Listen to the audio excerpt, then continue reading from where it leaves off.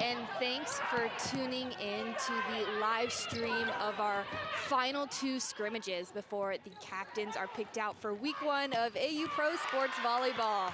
I'm Savannah Collins, joined by Emily Eamon. Emily, what are you excited about as we see this match get underway right now? Team Clark is in the orange, and they're leading 4-1 over Team Cruz.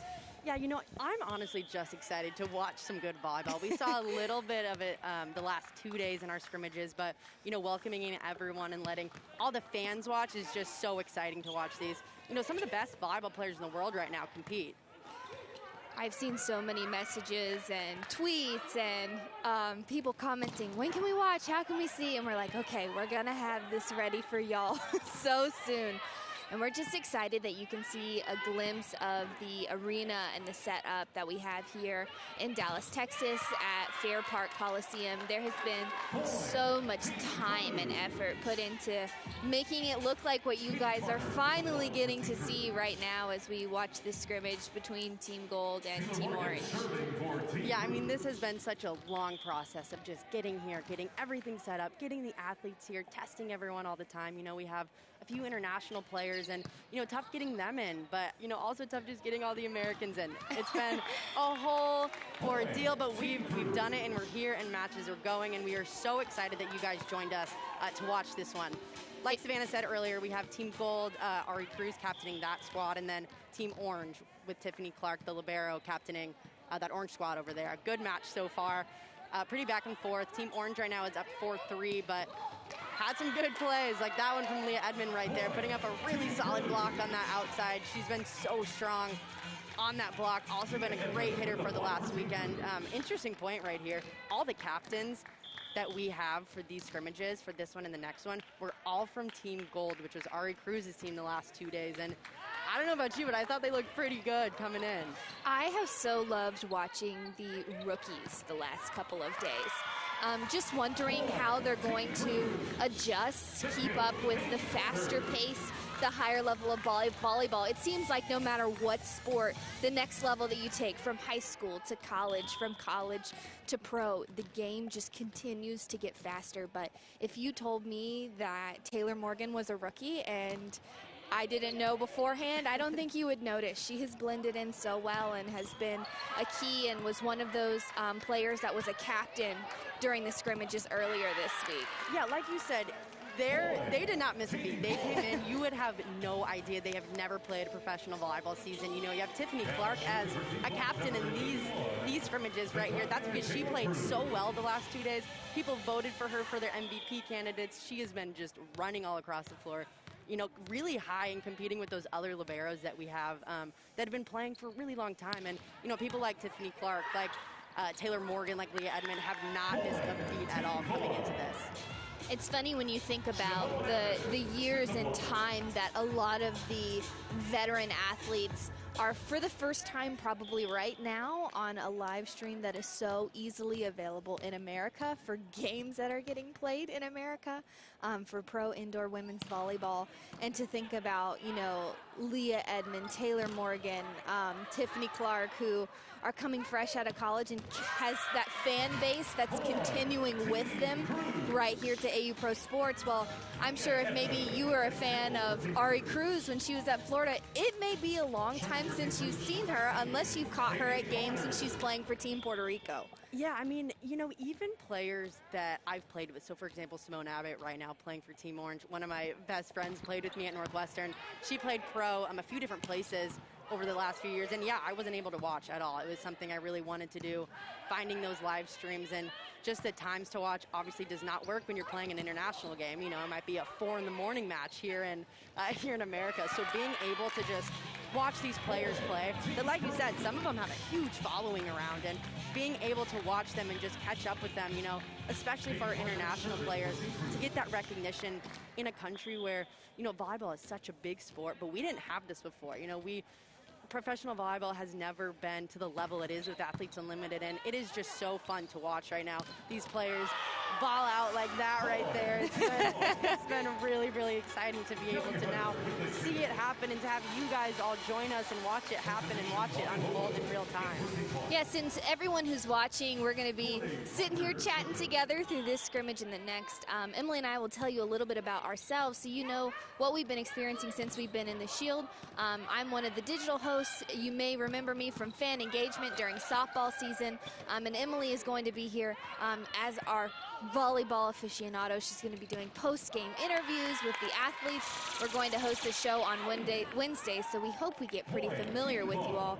But we've been here since the athletes arrived for their preseason, and we've really got to see, as the arena has been built, as the uniforms come in, this start to unfold. And I think something that has really stuck out to me, and I'd love to see if you've kind of noticed the same energy, Emily, of these players are giddy to be playing. I mean, sometimes when I've gone to interview them for some of our stories and just say, you know, how you feeling? There's emotion that you don't see come out of athletes who have been playing for so long, and I think it's just because they are so excited to be playing in front of an American audience right here, for many of them, at home. Yeah, you know, it was funny. In the line for COVID testing this morning, I was right in front of Kristen Tupac, and we had a really good conversation just about being ready to play and, you know, having those game day nerves, which she has not had since April of 2019. So a real match has not been out on the floor. Of course, you know, they've been practicing and trying to simulate it as best as possible, but being here back on the floor, especially, you know, just bringing a live stream into it, having the ability to watch them, it brings a new kind of excitement and nerves that they have been waiting for so long. So yeah, I agree, the energy amongst the players right now is just so excited and ready to get going. And you know, we have those matches, real matches, starting next week. Of course, these are just 2 scrimmages that we're going to be live streaming today, but once those real matches start, I think, you know, we're going to see some really, really big things from all these players and just so much excitement, like you were saying. If you're just now tuning into the stream, we've got Team Clark in orange, Team Cruz in gold. And Emily, why don't you take us through today's lineups as this game starts to unfold? Yeah, so to start with Team Clark, we had Tiffany Clark as the libero, middle blockers Molly Lohman and Cory Crocker, 2 Big Ten players for you right there. We have outside hitters Simone Abbott and Betty De La Cruz, who, I mean, both of those players have just been unleashing the last few days. And then setter Kelly Hunter joining that team, finalizing it for Team Orange over there. And then on the other side, we have Team Ari Cruz, starting with libero Kristen Tupac, setter Samantha Seliger-Swenson, middle blockers Molly McCage and Taylor Morgan, outside hitters Leah Edmond and Ari Cruz, and then opposite Katie Carter. Right now, Team Cruz is up 11-9 on the match. We saw a lot of this in the last few days, but these matches have been so close. And one of those things that, you know, you might not think about in a normal volleyball game, but every point matters so much in this league because we go off of individual points. It's not necessarily who's going to win the first 2 sets or who's going to win the best 2 out of 3. We go with individual points. So each player can earn a point with a variety of things. You know, you get an ace, you get 12 points, you get a good kill, pass, dig, what have you. They have the ability to earn those individual points and then earn those sets and match points, which is based on total points of the match. So a completely new scoring system that really just emphasizes the importance of earning every single point. So like I was saying, these tight matches are even tighter than you might think in the grand scheme of things at the end when we're playing 3 sets no matter what. And as we're watching this first game unfold, we're obviously so excited to be watching volleyball, but we're all starting to get familiar with the point system, and that is going to be the biggest adjustment for the athletes, for the fans. And sure, we're going to totally be enjoying these games, but knowing when someone gets an ace, why that ace matters. And what comes with touches is also the opportunity to be penalized. So, you know, a serving error -8. You know, a kill, attack error -12. Same for a bad pass, -12. No errors for bad passes, no errors for blocking, but also a -12 if you have a double or it's a bad set. So every time that there's an opportunity to touch the ball, there's usually an opportunity to earn or lose points as an individual on the court. Yeah, then we talk about those set and match wins. This is why we're, talking about why these points matter. So, for example, each set that you win, you get 40 points added to your individual total. And then the match at the end is also awarded 60 points. But that match win is not necessarily, like I was saying, that best of 3 game setup that you might typically be used to. We go by total points. So if a team wins total points by the end, then they're going to be the winner of the match, not necessarily that best of 3 winner. Betty De La Cruz going off like she has been the last 2 days. She has been so fun to watch. It's players like that we've been talking about that you rarely see play unless it's an Olympics or a big world championship. But seeing players like that here in the U.S. and just doing what they have been doing has been so much fun. It's surreal, and there's a reason she has been picked in the first round of the draft this week. Taylor Morgan with the kid. Now serving, Cory Cruz. Ari Cruz here was actually picked as a captain for the scrimmages the last 2 days. Those were just picked out of a hat, so no real point there to be a captain. But she earned her way to be a captain in these next scrimmages for today. She really played outstandingly well for the last 2 days, led her team. There's only 2 outsides playing for her, so she really had a big load on her, had to pass a lot of balls, had to hit a lot of balls, and she's looking really fresh tonight too.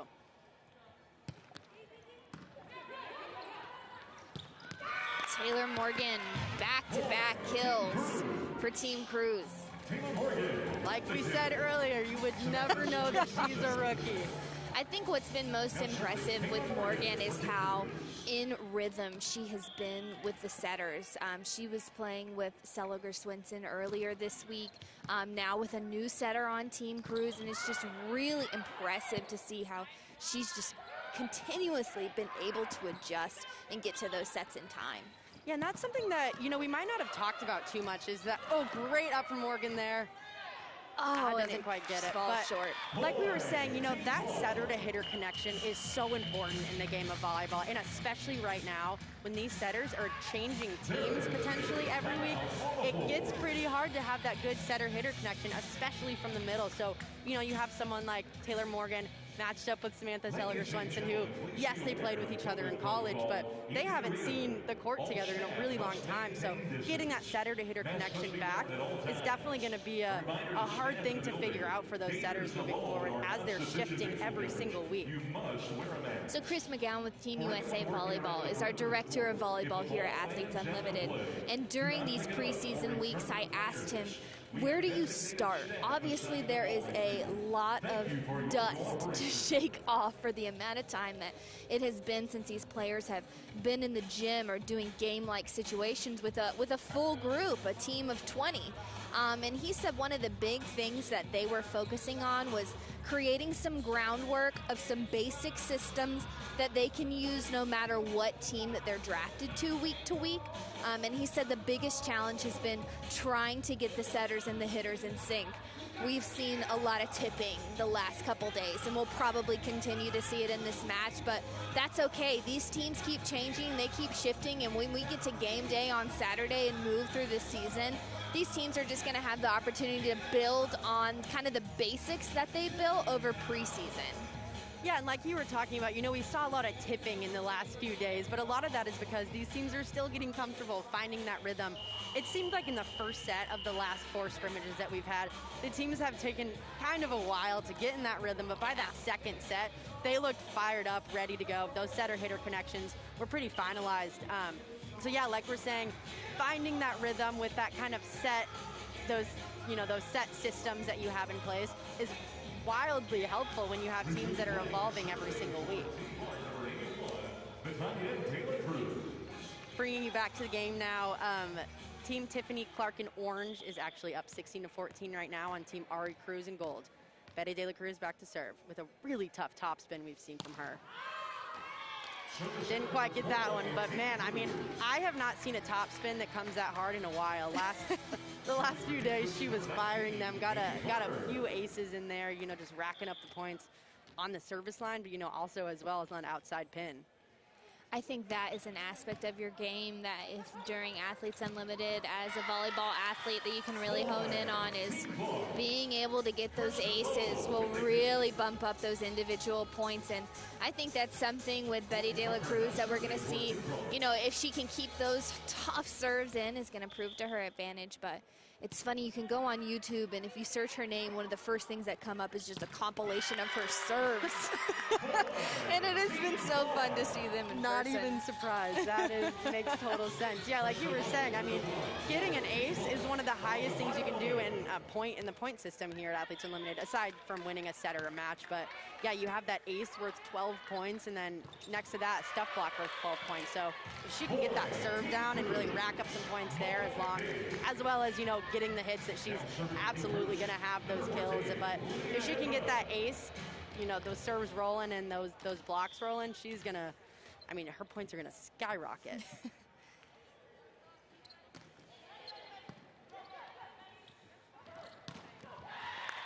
We've been seeing a lot of outside production these sets. It seems like teams are serving kind of hard right now, knocking their opponents out of system a little bit more than I think they would like, but really strong serves from both teams right now, forcing that outside set from that setter.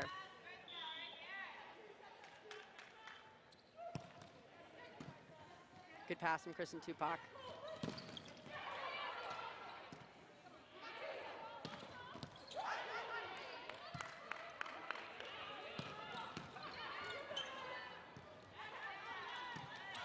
Leah Edmond making some great plays on defense. You know, she didn't actually play back row too much during her. Oh, great stuff blocked there. But yeah, Leah Edmond, you know, she didn't play too much back row when she was playing in college. And so as a rookie, this is kind of a big adjustment for her right now. Having to pass a lot of balls, having to dig a lot of balls, but she has stepped in and just done a really great job there. If you followed along with some of our stories during softball season, we had a series called Going Pro, where we followed along the experience of two of the rookies in AU Pro Softball. During season, it was Jordan Roberts and Kamalani Dung. And this season, it's actually going to be Leah Edmond and Taylor Morgan. So in the couple of weeks that I've had to talk to them both, the big thing that Leah has said is just she wants to get her confidence you know, in a place to where she's going into these games in a good mental space. And I think that's got to be the toughest thing for a rookie, not only the physical adjustments to the game, but just starting to make your debut on this stage for the first time. But that's the great thing about the scrimmages, is it gives you that opportunity to get comfortable and settle in. And it seems like these players are getting settled in a bit. You know, they're passing next to new people. We talked about the setter-hitter connection, but just getting comfortable passing next to the people you're passing next to, you know, getting that setter-hitter connection down. But, I mean, like we keep talking about, these rookies have stepped in and done an incredible job. You would never know that it was their first year playing pro at all. And like you said, Leah Edmond has done just an outstanding job of stepping in and, you know, looking really confident while she's doing it. I know you said she wanted to work on it. It looks like she's getting it down a little bit, from the outside at least. Team Clark going with some energy into the timeout with the ace by Simone Abbott. Yeah, Team Clark is up 22-18 right now. We'll see if they can close this set up, but it'll be a really big set to win this first one, getting that locked in. Like we talked about earlier, regardless if Team Clark were to go and win the first two sets, we will always play the third set in Athletes Unlimited. And that was something when they were building the point system that was super important, is they wanted to create parity to earn points. So the fixed three-set system was one of the biggest influences in being able to do that and having the same amount of opportunities game to game to game. Yeah, having the same opportunities game to game, and then, you know, just putting an emphasis on the player and the individual points, the individual player. That's why this point system was created. You know, we want to put the emphasis on the player and on every single individual point rather than just the match as a whole.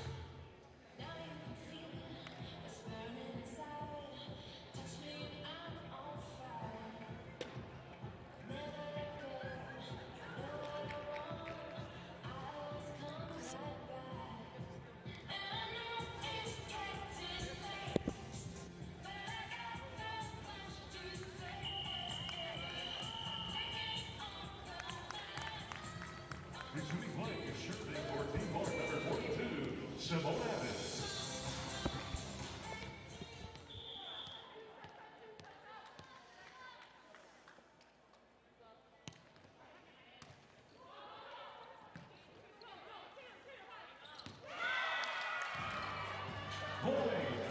What a weird way to put a point on the board there. He's going up there with a fist. Thought it was going to be a free ball, but we're able to turn it into something.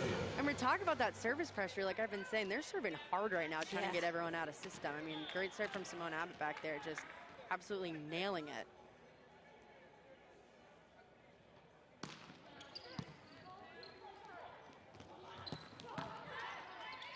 We've seen some great defense over the last few days. You know, a good dig right there. Great block, just putting it straight down, racking up those points. Like we said, 12 points for a stop block. Now serving for new place, Volleyball.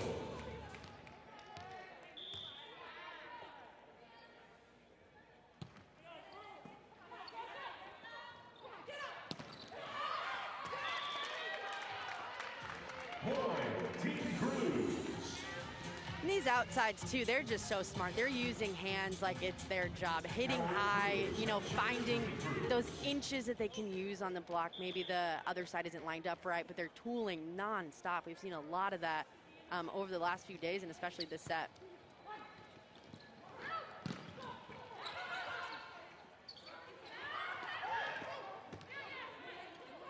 Good high dig from Edmond, right back to her.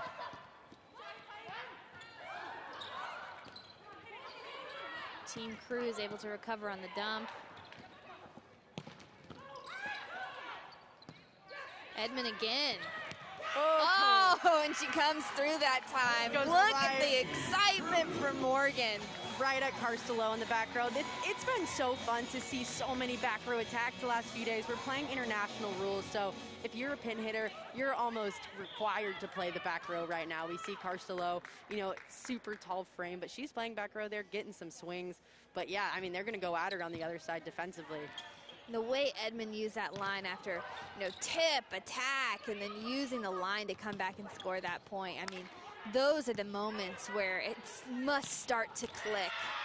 And you see her, you know, switching up those shots. We saw a good cross shot from her and then right back to the line. Just such a high volleyball IQ and knowing what shots to hit and when. You know, she can see the block so well, see where those hands are. If they're reaching out, she's going to go cross. You know, it dies a little inside. She might take that line, but really high IQ out of Edmond, just knowing what shots to hit and when. I love hearing you say that because talking to Leah Edmond this week, she said in college and throughout her high school career, she always felt like, you know, people just thought, oh, you're successful because you're a power hitter. You're successful because you're athletic. And no, like, it's the ability to see the court and make the right decision. So if she hears that, she's going to love that, Emily. I mean, she's been doing so well. Score update for you. Team Clark and Orange just took that set 25-21, looking really strong. Really strong defensively, putting up a really good block, like we were saying. You know, Team Gold has been doing their best to kind of find those edges and get around it, but not having the success that they would like to have. You know, we just talked about it, but they're getting so much production from that outside. A lot of balls going to Leah Edmond. It seems like they're going to have to find a little bit more balance if they want to find success and find the court on the other side. You know, you have Sam Seliger-Swenson over there putting up some really good balls, but if she does not get that pass in the pocket, she's rarely going to set that middle set, forcing so many balls outside, putting a ton of stress on Leah Edmond. Yes, she's doing a great job, but, you know, I'd like to see a little bit more production from her on that opposite side and in that middle, just to balance out that offense a little bit. You know, give Leah Edmond a little bit of a break, taking so many reps after a long weekend of play. Oh, well, we've got a break here. We've got some messages from the chat.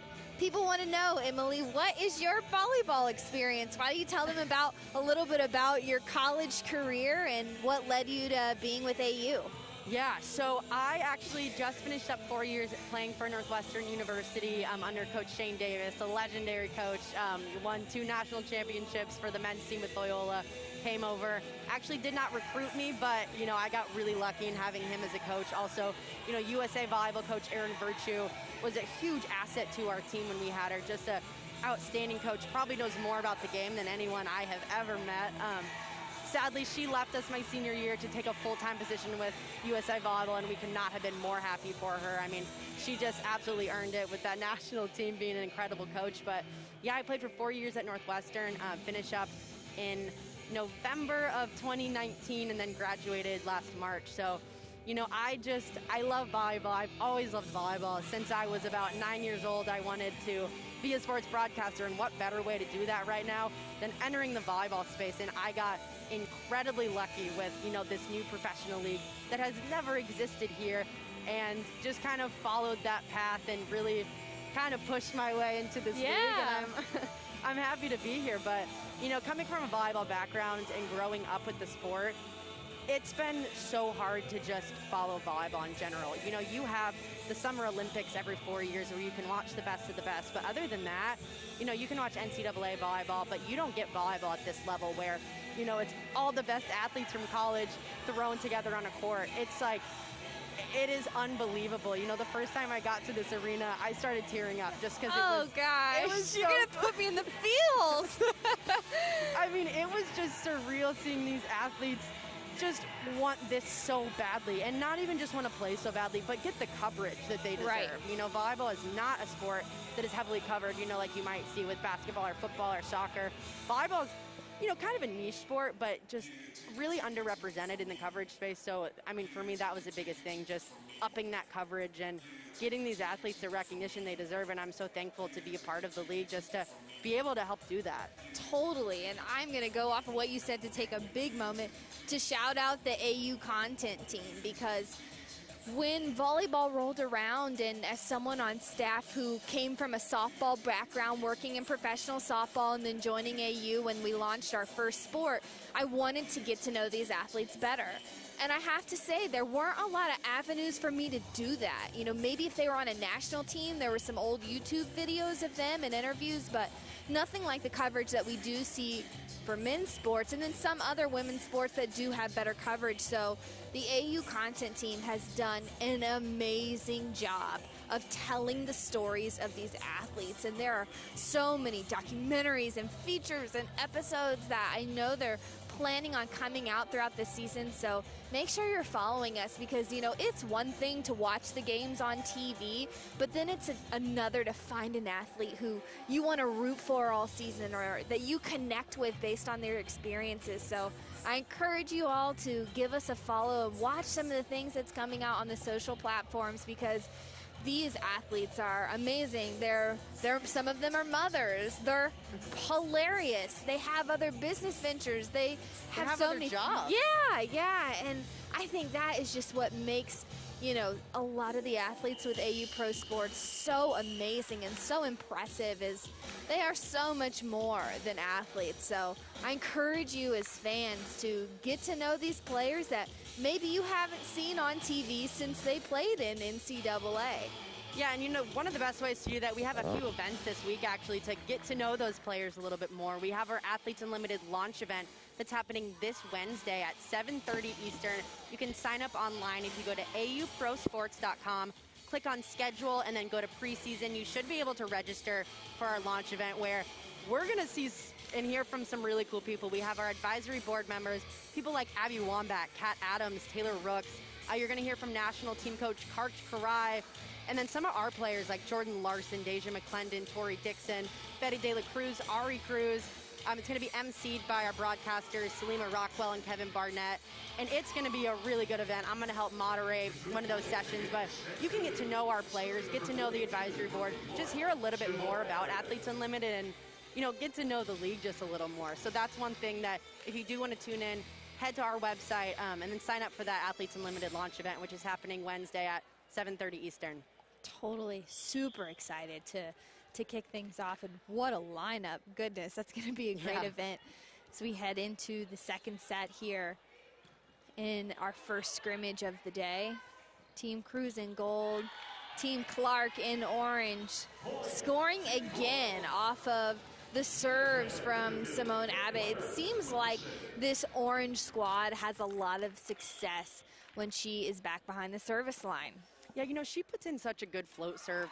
You know, maybe not that one, missed that one. We jinxed her. We jinxed her. But, you know, she's been putting in some really solid serves. She's putting in a really good float serve where you don't see much movement on the ball. So she's hitting it square in the middle with a lot of pressure on that other side's serve receive and putting in a lot of good balls for the last few days. See kind of the same thing from Sam Seliger-Swenson right there. Ah, Leah Edmond getting up there.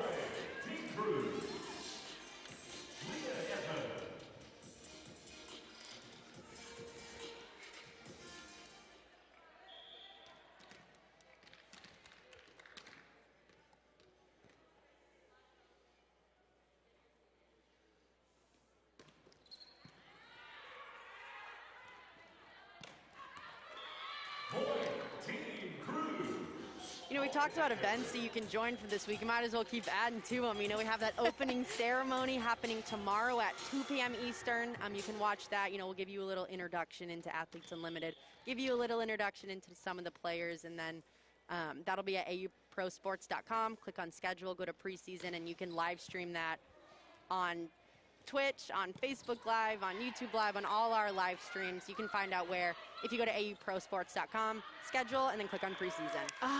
Kristen Tupac with the hustle. Tried to send that free ball over to Team Clark, but it was just out of bounds. She has been so scrappy. It's been so much fun to watch her play. You know, defensively, she has just been a rock for every team that she's been on.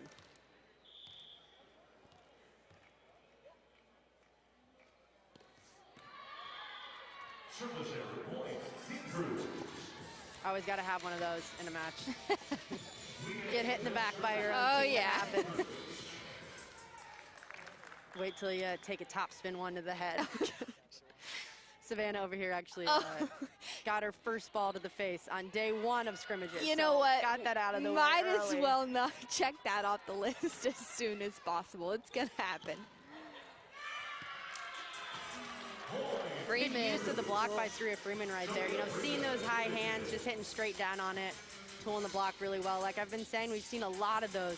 And a lot of that just comes from the IQ of these players. They can see the block so well. They know exactly where to hit it. They can hit it through, you know, a perfect hole if it was a volleyball. They can hit that so well and just see it better than anyone.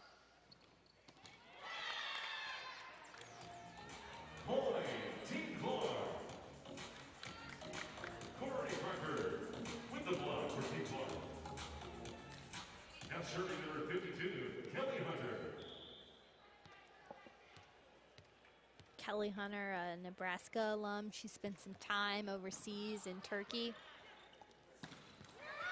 Gosh, what a pass by Edmond just to have Tolliver to come back after that error and just go right between the block for the kill. Yeah, like you were saying, Kelly Hunter, I mean, I remember watching her when I was little. One of the best setters I have ever probably seen growing up. Just so many accolades during her time at Nebraska. 3-time All-American, 2017 Big Ten Setter of the Year, you know, prep volleyball National Player of the Year in 2017. Just such a good player. And then, you know, she actually helped coach at Nebraska for a little bit, was a volunteer assistant, still helping out with the team and still so involved. And that's something that we're seeing across the board. So many of these players still coach at places. They're still coaching clubs. Some of them own some clubs.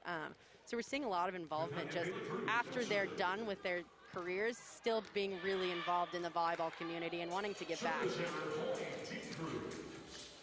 And it looks like we're going to have a challenge to the service error. Yeah, we saw that ball come really close to the line there. We'll see if they call it in or out. It looks like it was called in, but I think Edmond thought that was a little long. Something I know the players have been adjusting to is the size of this arena. Slowly more aspects have been added to the court, and if you had told me that this was a rodeo venue just a couple months ago, I don't know if I would have believed you. But just putting up those walls behind the ends of the court really is helping to make this space feel smaller for the athletes, because when it is that big open space, it can sometimes mess with your perspective on how much room you have in being able to keep those balls in. And I know that's something that the players have said they've been adjusting to as they get familiar with this arena. Yeah, in this arena, you know, we've seen it change almost every single day. My gosh, you know, these black walls weren't even up a few days ago. I know. They've been adjusting every day to, you know, new things on the court. You know, they didn't have these whole graphic things lining the court. They didn't have the big black walls.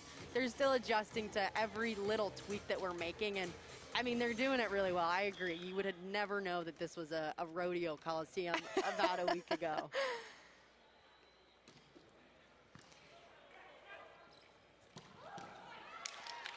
Great up from Surya Freeman right there. Holly Tolliver, the lefty, getting shut down by Crocker. A little fun thing about Crocker, you might not know this, but she can squat 450 pounds. Wow, now that is a fun fact. She is a beast in the weight room. I remember in college playing against her, just such a dominant force. Like I said, she might not look like it, but 450 pounds on her back can get it down and up. And she didn't start playing volleyball until her junior year of high school. So you, Emily, as someone who has played for so long, what does that speak to for her to be able to pick up what I would say is a more complicated game than most and be able to adjust and then, you know, shoot to the highest level of volleyball? Yeah, you know, that just speaks to her athleticism. Picking something up your junior year of high school, knowing absolutely nothing about it, and filling in and obviously doing an incredible job, you know, being recruited by Michigan, playing at Michigan. Obviously, that just speaks to how smart she is and then how athletic she is, just learning the game so quickly. Edmond tooling that block. Keep Team Cruz up 10-5 over Clark. Looks like Team Clark threw in Sheridan Atkinson on the opposite right now. Didn't start this match, but getting in there. Just got to get that hand turned down a little bit on that. Do you think block. that they're maybe trying to come back at the dominance that Team Cruz has had from the outside so far this game? Yeah, I think they're probably trying to get just a little bit more height there. You know, Sheridan Atkinson stands at, I believe, 6'8", you know, just a really tall frame. If you can get hands just a little bit higher, you can see how high she's reaching over. It's definitely a huge asset for Team Clark over there. So I think that's a great move, throwing her in, just getting a little bit more height.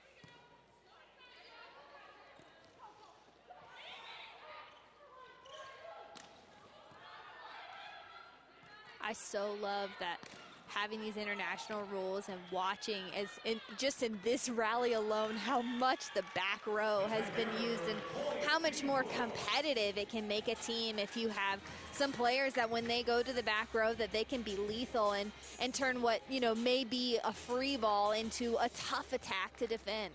Yeah, and that's one of the things about watching international volleyball that makes it so fun is you always have a third, maybe fourth, fifth option in that back row for that setter to set. It's so fun to watch when you have someone, you know, just shooting over that line, ending up where it looks like it's a front row attack just of how hard they approach. You know, see her right there Same with Holly thing. Tolliver, Holly the lefty, Tolliver. just getting in there, putting it away. These back row attacks have been, you know, really utilized over the last few days. You see her getting up really high, using that block. A little bit of seam. Simone Abbott could have come in maybe a little bit more and sealed that up. But do you feel like the back row attack is tougher to defend as a blocker than a front row attack?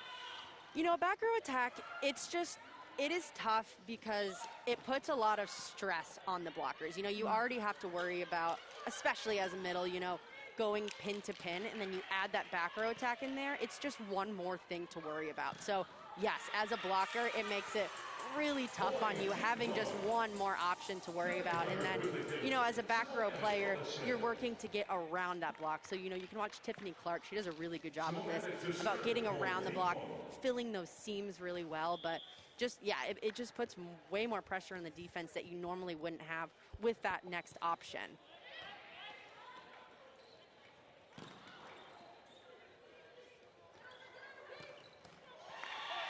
Great play over there by Team Clark. Really good dig from Simone Abbott with her hands. Great choice to use Sheridan Atkinson in that back row. We're seeing her fly over that 10-foot line and land pretty much where you would see her hit a front row attack, Yeah, too. taking advantage of using the line. We've seen both teams when they're able to, have a good first pass and use the right side, that it's been successful for both teams so far in this match. But like you said, Emily, these serves have been tough. They've been really tough. I cannot imagine being back there and trying to receive some of that. We've seen a lot of float serves, but the top spin serves too. They keep coming. We talked about Simone Abbott in this serve. Just a really strong float server. You'll see almost no spin on this ball, just making it really hard to pass because there's so much movement. Might get a challenge here from Team Ari Cruz in gold. Nope, looks like we're good to go.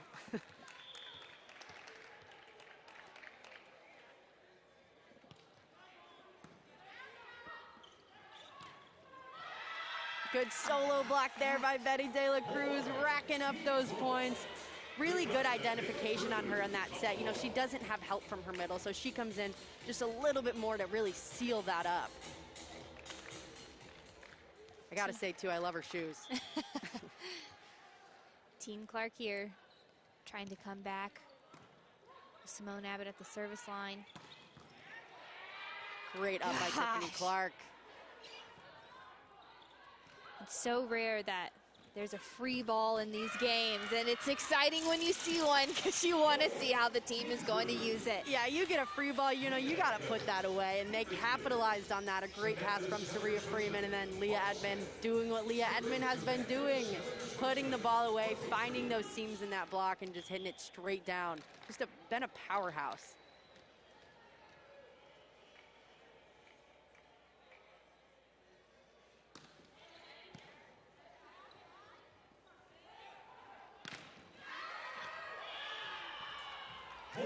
Sav, we talked a little bit about my volleyball experience. I know you didn't play volleyball growing up, but how have you adapted to kind of learning the game and, learning these players? It's about something that you're not, fully comfortable in, but have clearly embraced it well. You're calling a volleyball game. Totally. I grew up in the gym, not for volleyball, but for basketball. My dad was a basketball coach for 30 years, and we played a little bit of everything. I spent most of my life playing softball, which was why, I had pursued a career in that, and that's how I made my connection to AU with our first sport. Played volleyball in high school. I loved it. I loved that I had never felt like I'd really played a game that was so collaborative, but I will say, it kicked my butt in terms of trying to learn. It is not an easy game to just pick up and play. And I loved really learning volleyball, and I've enjoyed it since. And I'm really excited that my career has brought me back to it. I went to the University of Florida, so I got to see a ton of successful women's sports programs. Yeah. Mary Wise with the Gators. I just felt so lucky that, right down the road from my dorm, I could go and watch Gator volleyball anytime. Same thing with Coach Tim Walton in the softball program. So it was great to get to watch really awesome women's sports program as a Gator. And I'm just glad to be back to volleyball again. I forgot, how fun the game is, how exciting it is. And these athletes have been putting on a show. I mean, even practices are so intense and so fun to watch. Oh, practices look pretty much like this. I mean, they are, they're yelling, they're screaming at each other, in the most best competitive way possible. But I mean, you'll see this kind of energy in practice as well during a 6-on-6. Yeah, what a rally that was. You see everyone just, moseying around, taking a breath after that one.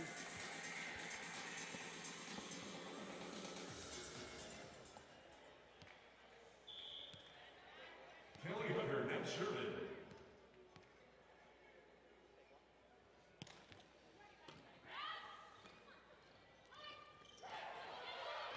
Oh, Holly Tolliver with the roll shot, just tips right off that block and falls.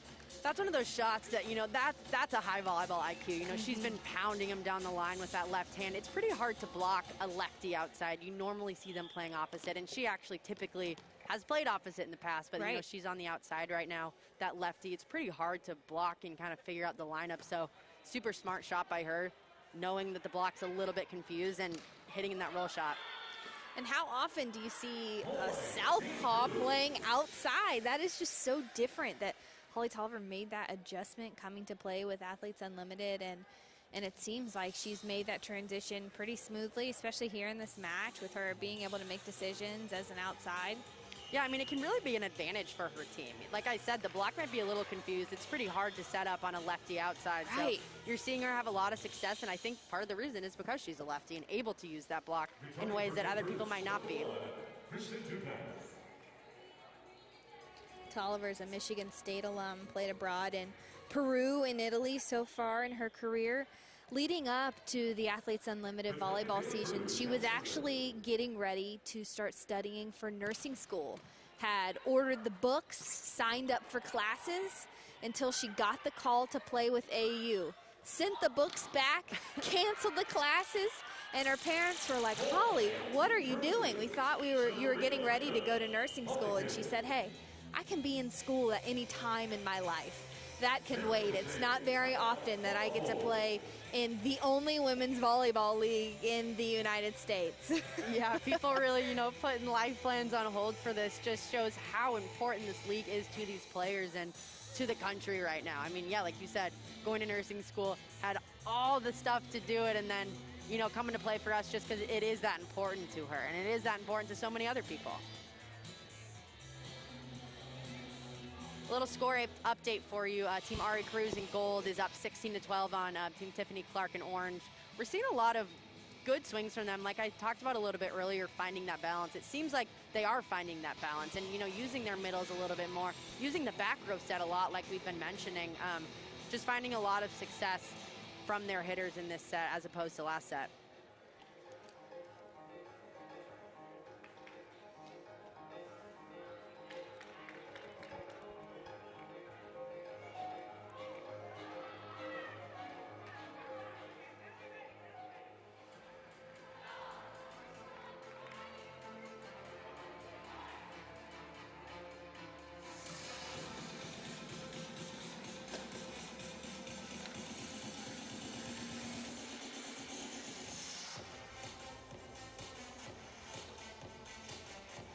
I gotta say, this DJ has been killing it for the last few days. Okay, so that has been one of my favorite things about the stadium in Rosemont and then here in the arena is for both Athletes Unlimited seasons, we have a live DJ at every single game day. And that's obviously not excluding scrimmages, so we're gonna have some good tunes and vibes pumping in the arena. I mean, this whole stadium is shaking. They're just killing it over there. See the athletes dancing. Having a lot of fun with this DJ.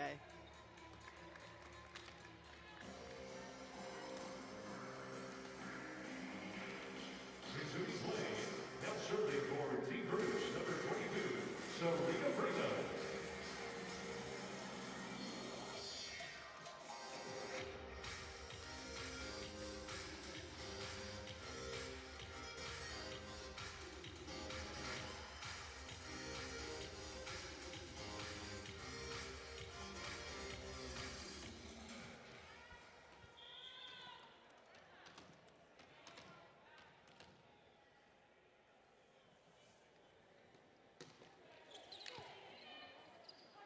Good high ball from Clark back there.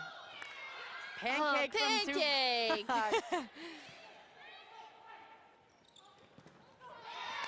And Sheridan Atkinson being successful on that second attempt up at the net.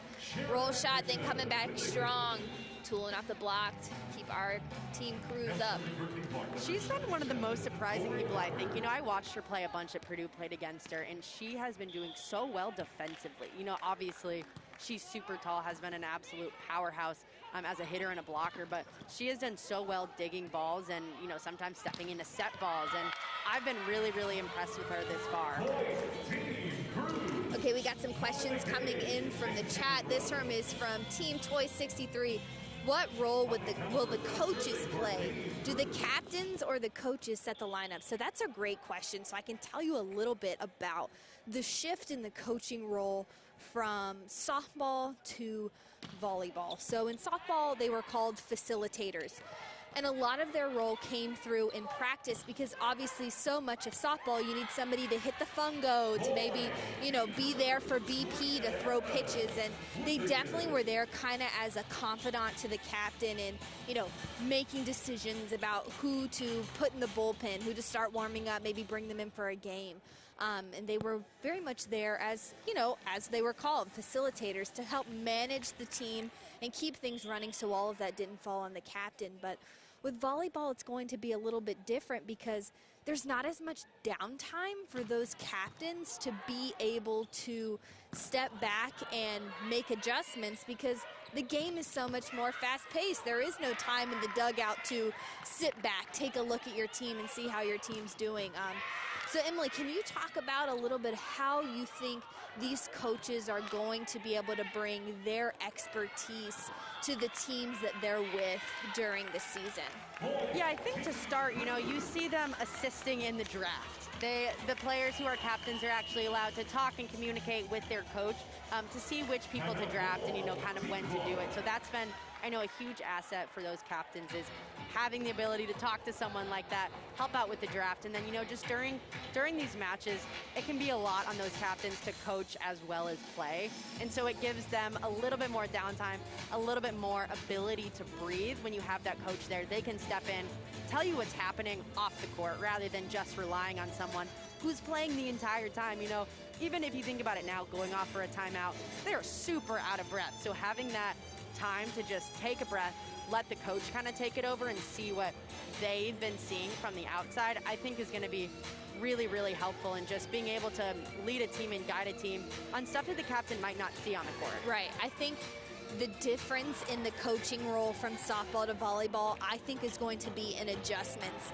In softball, because the game is a slower pace, you know, when you're coming in and you're in the dugout while your team is on offense, you know, you maybe have time to reflect on plays, how the team is working together. But in volleyball, there is no downtime. There is no time to step back and not only think about individual adjustments that you need to make, but team adjustments. That's a tough thing to do. And it's a tough thing to do when you're on the court and you can't see it. You know, you might have a vibe on how things are going. You know, we might need to force a little bit more sets to the middle, more sets the opposite, but there are, you know, systematic things that a coach can just see much better than a player that's playing 24/7 on the court. You know, especially you look at someone like Tiffany Clark, you know, she's going to be out there pretty much the entire match. It's pretty hard for her to know exactly what's going on, and then only being in the back row too. There's probably adjustments in the front row that she would like to make, but doesn't have, you know, the sight to just see it. So having those coaches step in and being able to kind of guide the way there is going to be really, really helpful this entire 5 weeks. All right, we got a question in the chat. Who's going to win this set? Emily, who do you think it's going to be? You think Team Cruz is going to carry it away, or Team Clark's going to try and make a comeback here? Team Cruz is doing a really good job right now. I think they found their rhythm a little bit. You know, we saw them lose that first set 23-25, but they have been going off on this one. Their passes have been great. We're getting a lot of production from that outside, but they're putting it away this set. I think Team Cruz is going to come out on top, but hey, you know, Team Gold might prove me wrong and pull it out. It'd be really crucial for Team Gold to win this set too, especially being up by how much they are when we talk about those total points on the match win, because that third set is going to be really, really important. Right. This is a great opportunity to talk about the scoring system again. We're going to talk about it a lot today because we want just want you all as fans to start to get familiar with it. So no matter what, it's always going to be 3 sets, and the points that you win from winning a game is not if you won 2 out of the 3 sets, but if you had the highest point total on the day.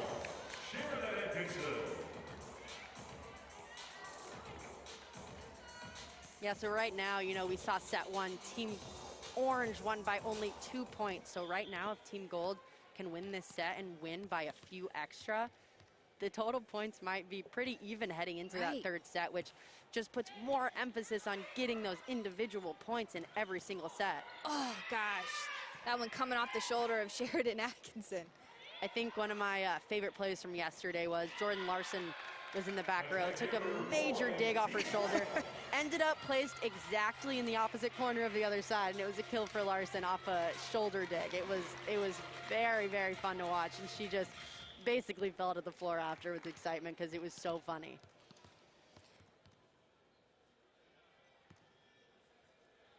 Got a question from Hammers Tivco. Who's setting in yellow right now? That's the Gopher, Samantha Seliger-Swinson. I think they made a little adjustment. Oh, this we have set. made a change. Yeah, Taylor Bruns is in right now. And we saw some good stuff from her the last few weekends. The South Carolina player played overseas in Germany, Finland, Sweden, and Belgium. So played a lot of different countries before heading to the U.S. to play for AU. Looks like we switched setters on the orange team too. We have Amanda Peterson in for Kelly Hunter.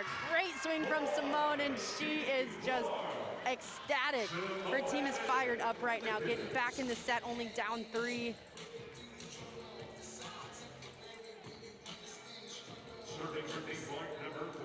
If you do have any questions you want us to answer, you can pop them in the Twitch live stream chat, and we'll do our best to answer them. We're seeing those pop in periodically. Tip from Edmond, but Atkinson's there. Back to Edmond again. Ah, and that one looked just out. Abbott playing a little dodgeball in the back row there. Getting out of the way of that shot. I think we're going to see a challenge. Edmond thinks it might have hit off someone's head, maybe Simone in the back row. Yep, just pulling those hands back in. And then the reaction for making the right decision. You know, it's funny, some of the ways we used to cross-train at Northwestern, we actually would play dodgeball, and it was a pretty fun little activity for us to play, and, you know, Simone clearly using those skills to dodge that one from Edmond right there. We'll see if she did it. Looks like we had a challenge on that one, but from here in our seats, it looked out to me, but it may have grabbed a little bit of the line. We'll see. And the ruling is out. Will stand. Team Cruz.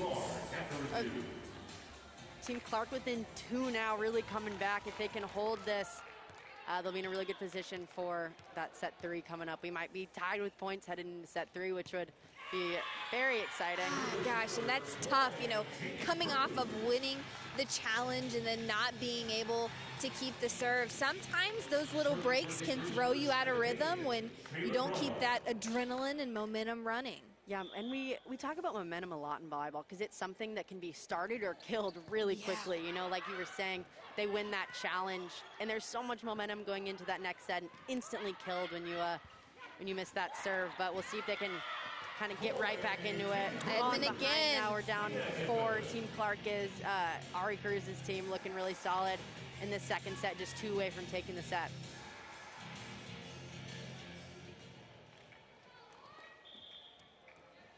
We got some MVP conversation going on in the chat. I'm glad that Nick Rich brought that up. He said Leah Edmond for MVP. So if you're wondering how you can get in on deciding what players win the MVP points, you need to join the Unlimited Club. This is your chance. So every game we talk about the individual points and we talk about the team points. But there's also MVP points. These are voted on by the players and the Unlimited Club members. So the #1 MVP of the game will get 60 points, MVP 240, and MVP 320. So every week, those points too are going to have a big factor on how a player does on the leaderboard moving up. Got a timeout here from Team Cruz. We got Molly Lohman back to serve for Team Clark. You know, I love her serve, but we'll see if they can really stay in this match right now. They're down 2, only 4 away from taking this set, but, you know, they don't have a libero in. They got a middle in that back court, so we'll probably see Team Ari Cruz in gold send a lot of balls to Molly Lohman in the back court if they can. I love this question while we got a little break for you. Emily Henson wants to know, which player has been the most impressive to you so far? I mean, that's right a tough one. I would say I have been most, I don't know if impressed is the right word, but Betty De La Cruz is just an absolute. Ditto. I feel like I'm watching an absolute walking legend. Every time she goes up to hit a ball, I am so impressed. And then she's so good defensively, so good from the service line. Like, I literally think that she is a walking legend just watching her play. I think that being someone who is a part of AU on the staff side is just a little surreal. we see such a high caliber of athletes, of competition all the time. Even when you're just walking around the arena at practice and you see, you know, a TikTok that went a little bit viral of a one-handed back set last week. It just gets you fired up, and it's so exciting to watch. But yeah, I have to say ditto to Betty De La Cruz. And then I guess defensively, I think Tiffany Clark has done an outstanding job. You know, we talked a lot about it. We keep reiterating it, but these rookies have stepped in and have not missed a beat. She has stepped in and done an incredible job for her team. She was playing for Team Gold for the last 2 days and led her to be a captain for this scrimmage today. So she has just been doing outstanding, has been everywhere on the court, making it look easy, throwing her body left and right. The other day at practice, we were getting a good film session, and she actually ran into one of the graphic boards. You can see it. I don't know if you can pick it up in the broadcast, but it's actually like hovering a bit because I think she might have broken it just a bit after running into it so hard. But that's who she is. You know, she's not going to let a ball fall. Betty De La Cruz able to put that ball away from Team Clark, now just within a point of Team Cruz as this set 2 is coming down to the wire. So if Team Cruz wins here and can keep Team Clark under 23 points, they will actually be ahead in total points heading into that third set. If they keep them to 22 points and get this next point here, they'll actually be winning by one singular point headed into this third set. So, you know, I was a journalism major, not the best at math, but trying to get this math going and figuring out those total points. Yeah, if there's one thing that the AU volleyball point system is going to do, it is going to make me much better at math. Yeah, it's been a while for me, but, you know, trying to calculate those point totals, I feel like, you know, that meme of, you know, from The Hangover with all the points going up. That is us week to week, adding up the individual team and MV points. While we got a break here, let's see if we can get back to some of those questions in the chat. Are the playoffs at the end? And if so, how do they work? Will players be drafted to teams for playoffs? Okay, a bunch of questions.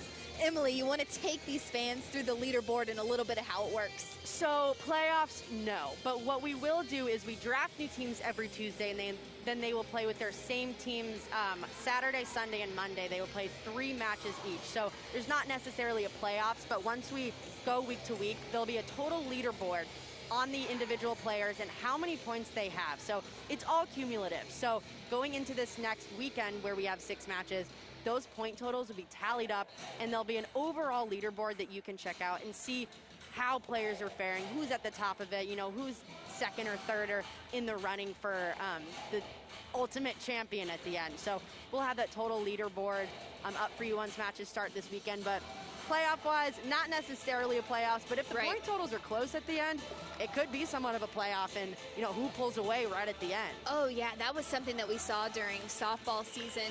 Kat Osterman had quite a lead on everybody during that last week, but the vying for those last couple of top 7 spots, it was tight to where a hit here, a grand slam there, or even just a stolen base really impacted where you fell on the leaderboard.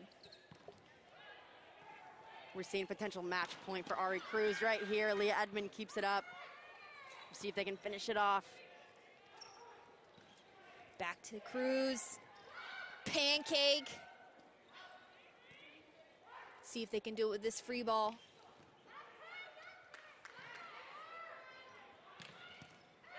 Oh! And Team Ari Cruz takes it. So since the total is 25-22, that puts them up 1 point headed into this third set.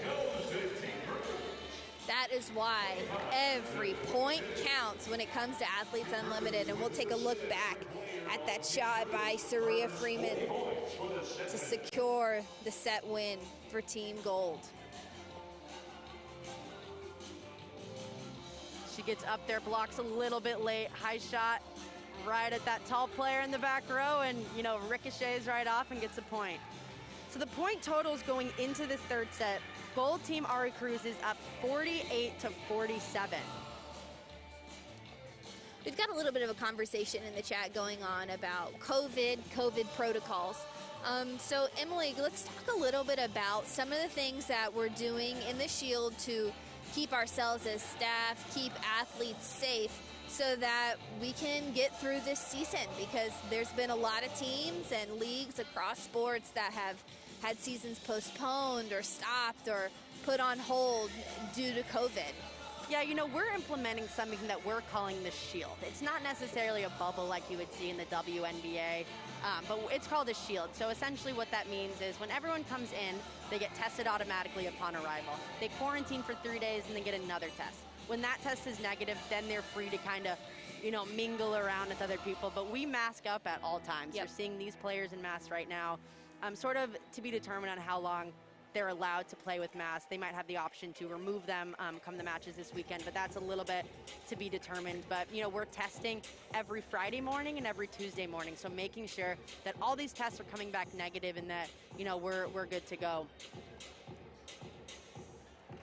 Yeah, everyone on staff, all of our players is really taking all the precautions and, you know, doing what we can as individuals so that this season goes off without a hitch and we can keep everyone here in the Shield in Dallas safe. And, you know, one of the things that comes with that is not being able to have fans at the games. And, you know, it's sad. We want you guys here. We want you here in the arena cheering and getting to see this high level of volleyball. But thankfully, you're going to be able to watch all of the games either on CBS Sports Network, on Fox Sports, or on one of the 8 games that are being streamed on our digital platform. So we're going to do everything we can, from social media to giveaways to create an atmosphere and connect with you all during the season. So I encourage you, follow AU Pro Sports, follow Emily Eamon, follow me, Savannah Collins, because we want to give you guys a look into what this experience is like here in Dallas, Texas.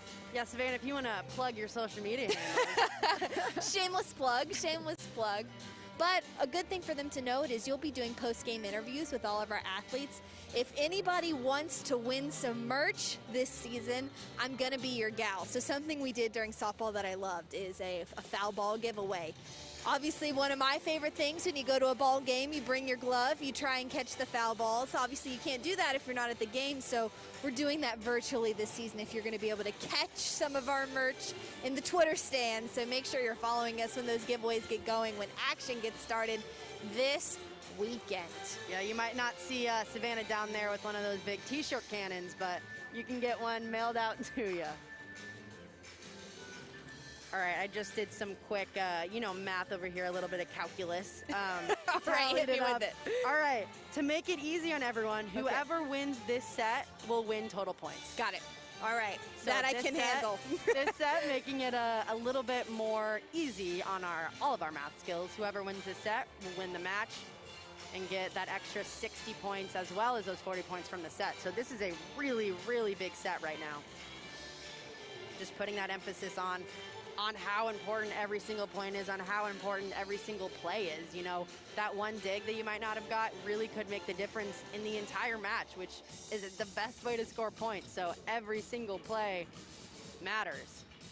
Got some questions in the chat asking to explain some volleyball terms. Emily, for some of our maybe softball fans transferring over to support volleyball, can you explain what a free ball is when we talk about that, taking advantage of those in the matches? Yes, so a free ball is when the one of the sides passes the ball over the net. So, you know, with their forearms, they're passing it over instead of a spike or a hit.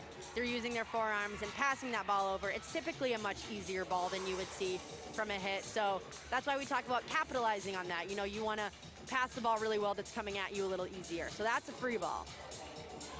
Another question is a pancake. Okay, I want to explain this one. I get so excited when I see these. These are hard, too. The way that they bounce off of the hand, so you'll see one of the defenders slide out and slip their hand right under the ball at the last minute, and the ball bounces off. That's a pancake. Pancakes, you know, I just said it, but they are so hard to do. I think I maybe had 5 in my entire career. Just the timing of sliding your hand right under where the ball's coming.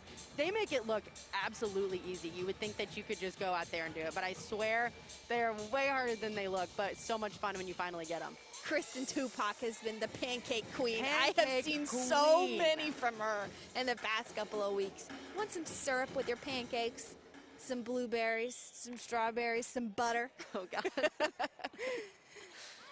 getting set 3 started for you. We had Team Ari Cruz to start. Team Ari Cruz actually leads the match right now, 48-47. So whoever wins this set's going to win that match.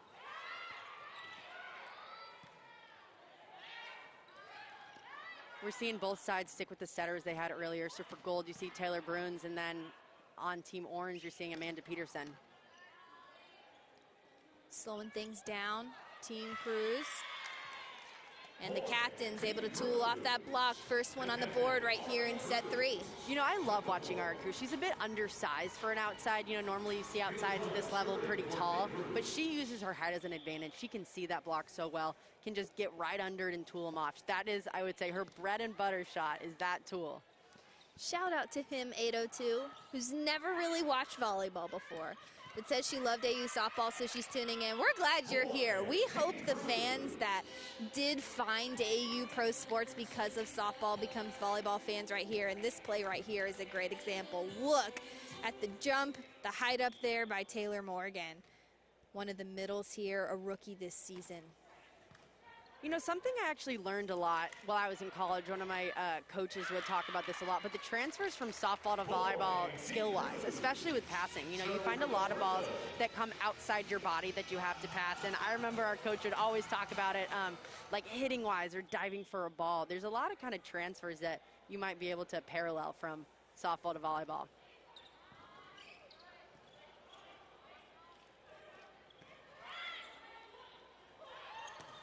Cruz splits the block. You see a good pass. They're really speeding up that outside set on that go ball. You know, we're having, who's that, Taylor Bruns in here, really speeding up that outside set a little bit quicker than you saw from Sam Seliger-Swenson, but really good ball by Ari Cruz, beating that block inside right through the seam.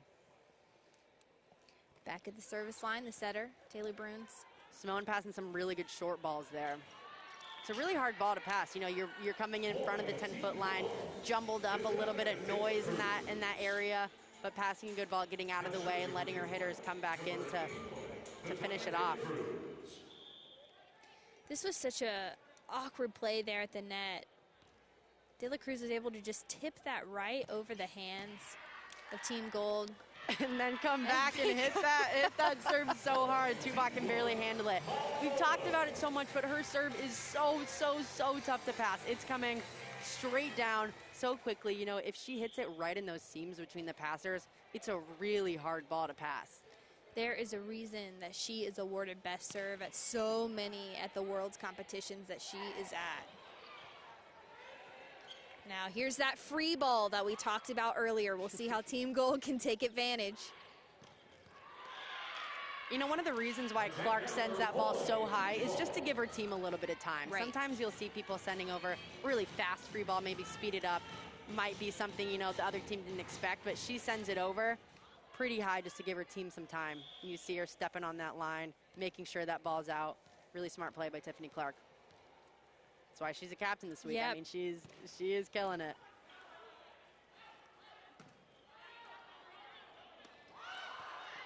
We're seeing Betty De La Cruz's serve put Gold out of system a lot, putting a lot of pressure on their outsides. Get that slide set from Saria. Wow, what a block there by Morgan and Freeman. Morgan is so good at just closing those blocks to Saria. And, you know, one of the things I love during that play is Saria Freeman as an opposite. But she's running the ball like a slide. Typically, you would see that from a middle. So, you know, you might see Taylor Morgan go up from a slide and hit on that opposite pin. But Saria Freeman does a great job of being an option for a quicker set. That's one of those tough balls that I think is going to get worked out in communication the longer you play with a group, and just starting to be able to get set back on defense. And Team Clark going back behind the line. We'll kind of see how that tip by Atkinson just came right off the hands of Edmond, made it tough to get to. And Tupac doing her best to handle these serves, but they're coming in fast just like The that. wall! Sheridan Atkinson, gosh, the height that she creates there at the net. I mean, she doesn't even have to jump and her hands go over. So when you see her, look how much space there is. See Nia Grant getting a little excited. That can be a momentum shifter right there, and tough as a hitter to come back from. Yeah, I mean, you're getting shut down. It's a little dejecting. Wow, Tolliver there, just light on her feet, able to get right back up there and put that ball away. Yeah, and good play by Taylor Morgan, getting in really fast and forcing that dig to go over the net. You see her come in, hit that really hard cross body shot. A really good adjustment seeing that blocker come in, and she is just so smart. Question from the chat, as in the future as AU grows, will there be more teams? So not more teams, we're gonna stick to the 4-team format for now, but there will be more sports, which means there's lacrosse coming up in their inaugural season this summer. So there's gonna be more sports added, 3 in the 2020-2021 having their first season, softball, volleyball in less than a week, and then lacrosse in just a couple months. Great question, Emily. Who's the tallest player in the league? Is it Sheridan Atkinson? You know, that is one thing I would like is a list of all their heights. But just from looking at everyone, I think Sheridan kind of takes a cake on that. I mean, I'm pretty sure she's 6'8", I want to say. Yeah. Just super tall frame. But, we have a ton of players who are just sky high. So I had a preseason interview with Sheridan Atkinson on Zoom, of course, which she was seated at. So I had an idea that Sheridan would be tall, and then I met her in person, and it was really hard for me to connect the person that I saw on Zoom to how tall she is and just towers over you in person. I mean, I'm 5'8". I'm decently tall. For the normal people, yeah. It's funny. We walk around the hotel, and, as average human, I'm also 5'8". We're pretty tall, and then you stand next to people like Sheridan Atkinson, like Carstelo, and you're pretty short. You're like a little peewee size. I love this comment in our chat. Taylor Morgan is such an inspiration for small middles everywhere, and I think that is what is so impressive with her, is that she has not let her height stop her from being a great middle, either on the block or on the attack. And we've seen that in these scrimmages, how she has really risen to the occasion as a captain and then being a part of this cruise squad. Yeah, and part of the reason why she's so good, yes, like you said, she is an undersized middle, but part of the reason how she has excelled is having that high volleyball IQ. We saw that on the last shot she hit, a really hard cross body shot, but she's able to see the block so well. Also just good on the blocking front, being able to move and see those hitters. Wow. Just a high IQ player, and that's what makes her so good as an undersized middle, is because she has a high volleyball IQ and just knows the game. What a serve from Tolliver. Put those 12 points on the stat sheet. Look at that shot right there to the back corner on the line. And the topspin serve, it's pretty tough to see if it's going in or out because it falls so quickly. What you might think might be out really just absolutely drops. I remember during a game in college we were playing them, and I remember giving up, I think it was like 6 aces in a row to Holly Tolliver because she was just such an incredible server. And it was, at that point, it was like, you just hope she misses.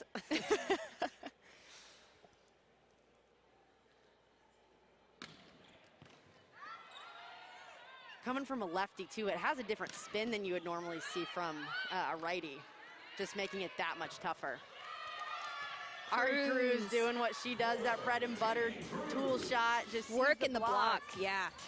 She has been lethal with that today, and she's one of those that's been exciting to watch. You can see her go up here and just be able to come down hard on the ball, use the power tool, the block out of bounds, and she's been fun to get to know. She's going to be one of our Athletes Unplugged guests this season, so you'll be able to get to know her a little bit better in that episode. Going up big, Team Cruz again. Team Cruz right now going into this timeout with a 4-point lead. Sitting pretty comfortable right now. If they win this set, they win the match. So a lot is on the line for this set. You see Bette De La Cruz going up, but Molly McCage said, nope, straight down. Let's see while we wait on this timeout if there's any questions we can get to. Imagine the pin combo of Sheila Castro, Jordan Larson, and De La Cruz. Now, that's just not fair. That's not and fair. That's not going to happen. So each week this match will help decide the 4 captains when we're going into week 1. And each team will get a pick and they'll move through in the rounds, and you have to take a certain amount of each position. So that's how the Athletes Unlimited teams are able to form and be fair and even. You have to take a certain number of setters, a certain number of opposites, outside hitters, liberos, and middles, so that the teams form out to be even and full. Yeah, I was talking to one of our content people about it, and we were trying to strategize if those weren't in place, how to win. And we talked about taking all the liberos, so no team would have a solid pass around their side, but cannot do that. Have a set number of players you can take, but yeah, you get that combo of Shayla Castro, Betty De La Cruz, and Jordan Larson up there. I don't know if it'll happen just because I think those players would go pretty quickly in the draft, but dang, if you had them up there, I don't see how the other team could score a point. I don't want to be on defense to that front row.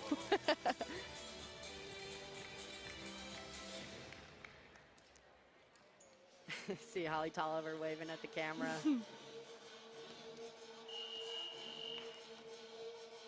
That's one of the other fun parts that, you know, I'm slowly figuring out about these players is they just want to be on camera. They want to be shown off to the world. You know, like we talked about, they don't get the coverage of normal professional athletes, so they welcome all of it. It has been so exciting for these scrimmages to get to be the first glimpse for fans into the competition, what the arena looks like. And wow, Tolliver just coming back again with that lethal serve. She is racking up the points. I mean, that lefty topspin is so hard to pass. Tiffany Clark, one of, you know, I'm going to say she's probably one of the best passers in the world right now, and she can't even handle it. So that's just a testament to how good this Holly Tolliver serve is.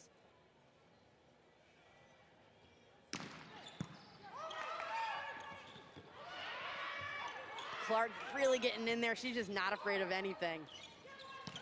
Oh, the slide. I love seeing that. Team Cruz has been utilizing that to keep Team Clark on their feet when they're using the opposites and middles. Yeah, they're seeing a lot more production like we talked about. Getting in there, finding that. You see that middle, she just wasn't ready for that. That's because they've used their pins so much during this match. That really opens up everything for those middles, allows them to be able to run those slides, you know, run in the gap, run a quick, and be able to put a ball away because they've opened that up from establishing those outside sets. Team Cruz making a run here on Holly Tolliver's serve, back behind the service line. I just love saying Holly Tolliver. It just rolls off the tongue. Holly Tolliver, volleyballer. Say that 5 times fast. Wow. Question from the chat. Holly Tolliver is from Michigan State. She spent some time in Peru and Italy. She was an All-American in 17 and was first in the Big Ten for aces her sophomore year in 2015. And she's putting that on display today. Very, easy to believe from that.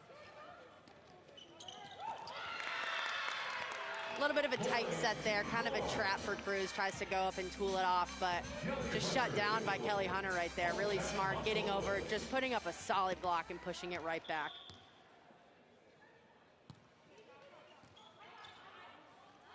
See Cruz recover here.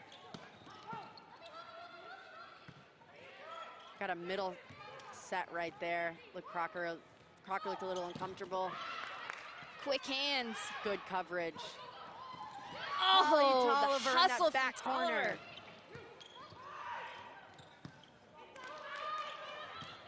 What a rally.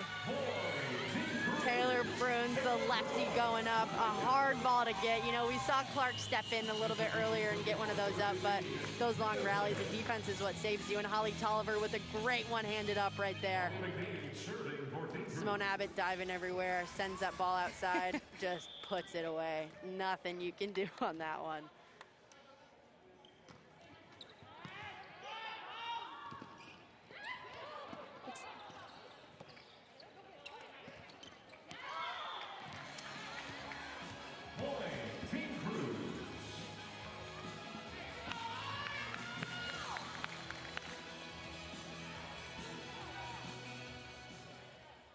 Molly McCage on the serve for Team Cruz. She's at home here in Dallas. She was a Texas alum.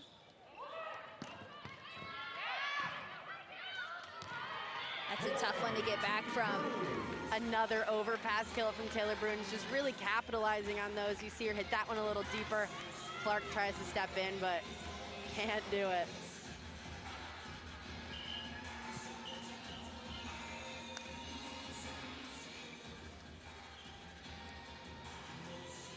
Looks like we got a little sweat on the court. Gonna get that taken care of, then get action back underway.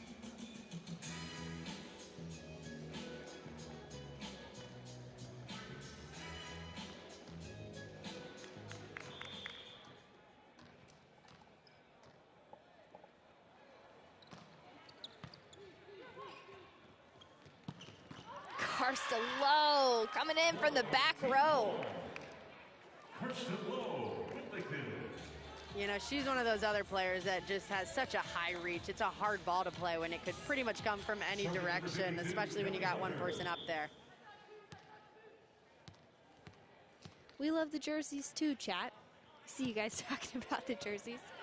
It's funny, you don't normally see a lot of sleeveless jerseys, especially at the college level, but internationally, that's pretty much all they play in. So it's been fun seeing them here and getting used to how it looks. I think my favorite part of it is the arm sleeves that go with it. You can the see ombre arm sleeves, so cool. I mean, Nike really just hooked us up there. If you look at Kristen Tupac and Tiffany Clark, both of the liberos on both sides, their arm sleeves are sick. I kind of want to get me some just to wear around. Okay, were you a spandex pants or spandex shorts kind of gal in college, Emily? We only played in spandex, and to clarify, we only played in black spandex. Some teams would be playing in the red spandex or the blue, but we were black spandex kind of girls, and I was very happy about that one. No one needs to see those sweat stains. That was left up to personal choice for our athletes, because when you do go overseas, you do see a lot of the teams kind of give that as an option too. Same thing with like not having the sleeves. You see that internationally a lot, and then you see them playing in the leggings too overseas. Yeah, and a lot of the reason for playing in the leggings is just staying warm. You know, these athletes could be 30 plus years old, and their legs might not move like they used to in college and in high school. So being able to keep those legs warm is pretty big for them, which is, I know why a lot of players a lot of times choose to wear pants. But I remember in college it was the option, but you only could do that if you had a medical reason and you had to have an actual note for it. So I did not know that. Yeah, you had to have a written down medical note as to why you had to wear pants. So the fact that they're able to freely choose what they want to wear is I love huge. that. What a rally. Team Cruz to come out on top. Kind of what we were talking about is that AU is player-led, from the uniforms to the causes that they play for, even to the point system. The players had a say in deciding that, and look at that, the ups from Taylor Morgan with that replay. That same cross body shot she had earlier, just super smart, seeing that block just a little bit on her right. Takes it to the left, cross body, puts it down. It looks like there's some Taylor Morgan fans forming in the chat. I mean, I'm one of them, so. So good for you guys. Taylor Morgan is going to be one of our going pro athletes this season. So the content team, myself, Emily, we're going to interview her as the season goes on, follow her journey as a rookie, and then after the season is over, just like we did with Jordan Roberts and Kamalani Dung in softball, we'll get to see their rookie season unfold and hear about that experience from them. Team Cruz is just putting on a show right now. I mean, they're up, 21-13 in this third set. They are not taking no for an answer. They want those 60 points, want that match win, and they're really showing why. Carcelo not quitting, though. She's got that good line shot at Kristen Tupac, can't handle it.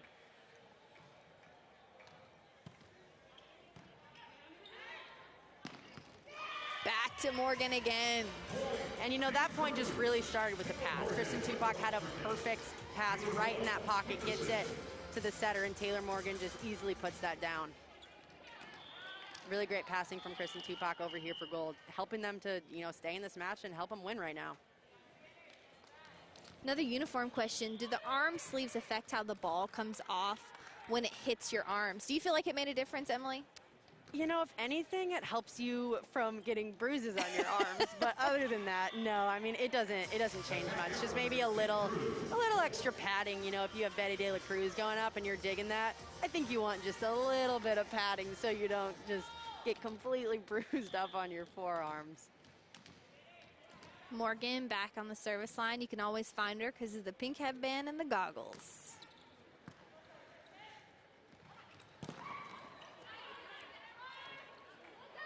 A great set from Morgan in the back row from a setter. I mean, come on. Team Orange right there is really going to Carstolo a lot, trying to get that, you know, high hand hitter, the ball, going back to serve now. But she just hits at such a high contact point. It's super hard to dig and harder to block. We haven't seen a lot of production from her this match, so it's interesting to see her come in here in the third set and play a bigger role for Team Clark.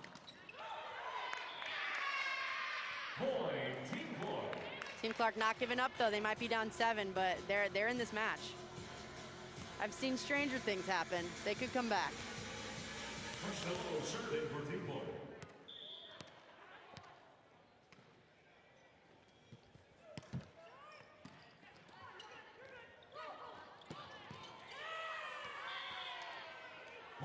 Team Cruz, 1 point away from taking this set. Team Cruz. Team Cruz has looked so solid this whole match. You know, we had them kind of slower to start in the beginning, set 1, kind of finding that rhythm. You know, they lost that set 25-23, but coming back and the opportunity to win it right now, they're looking good.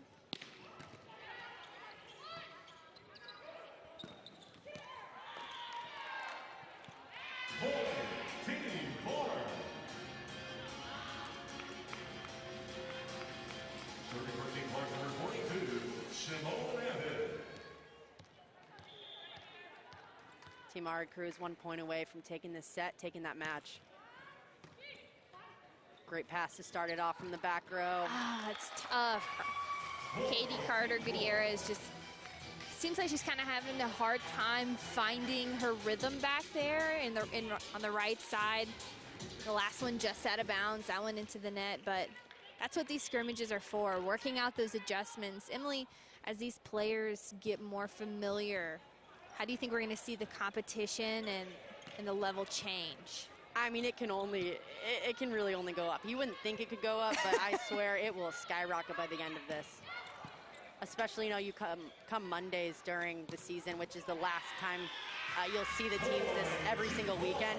I think those Monday matches are going to be really, really great, working out the kinks of the team from the whole weekend and just seeing such high level of competition every Monday, but you know, of course, throughout the entire weekend of play. But right now, Team Orange not quitting. Yeah, they're not going down without a fight. But sometimes you just can't handle what Molly McCage is bringing to the net. Team Gold with a really strong performance. Started off a little slower in set 1, but you know, getting that set win in set 2 and set win in set 3. Good slide ball. Molly McCage able to easily put that one down. That started with a good pass. We saw good passing from Team Gold this entire match, and they really capitalized on it. Balanced offense, just looked really solid by the end of this match, like a well-oiled machine. And as we think about the point system, now that our fans have seen the game and the system of AU in place, 40 points for winning a set, 60 points for an overall match win, and that comes from having the highest point total out of all 3 sets combined. There's going to be MVP points voted on by the players, and then obviously the individual stats and points that come from those touches on the ball. Yeah, and they earned a lot of points by winning that set. They won the match, but they got 60 points. Won the set, got 40 points off of that. So 100 points right there in just a few plays. So Team Gold really capitalizing on that. Thank you so much for joining us for this game. I mean, fun time to just talk through a little bit of volleyball with you guys. We'll have another game up for you a little bit later. We have Team Blue with Willow Johnson and Team Purple with Erica Wilson. And I mean, those scrimmages and that matchup a little bit later is going to be super fun to watch too. We got some really high caliber players that have been playing well all weekend. So thank you, so much for joining us, and seeing a little bit more from that set right there and why Team Gold did what they did. Yeah, stay tuned in between these matches. We're going to get Team Blue versus Team Purple going up in just a few minutes. So stay right here. We're not going to end the live stream, but Emily and I will be right back.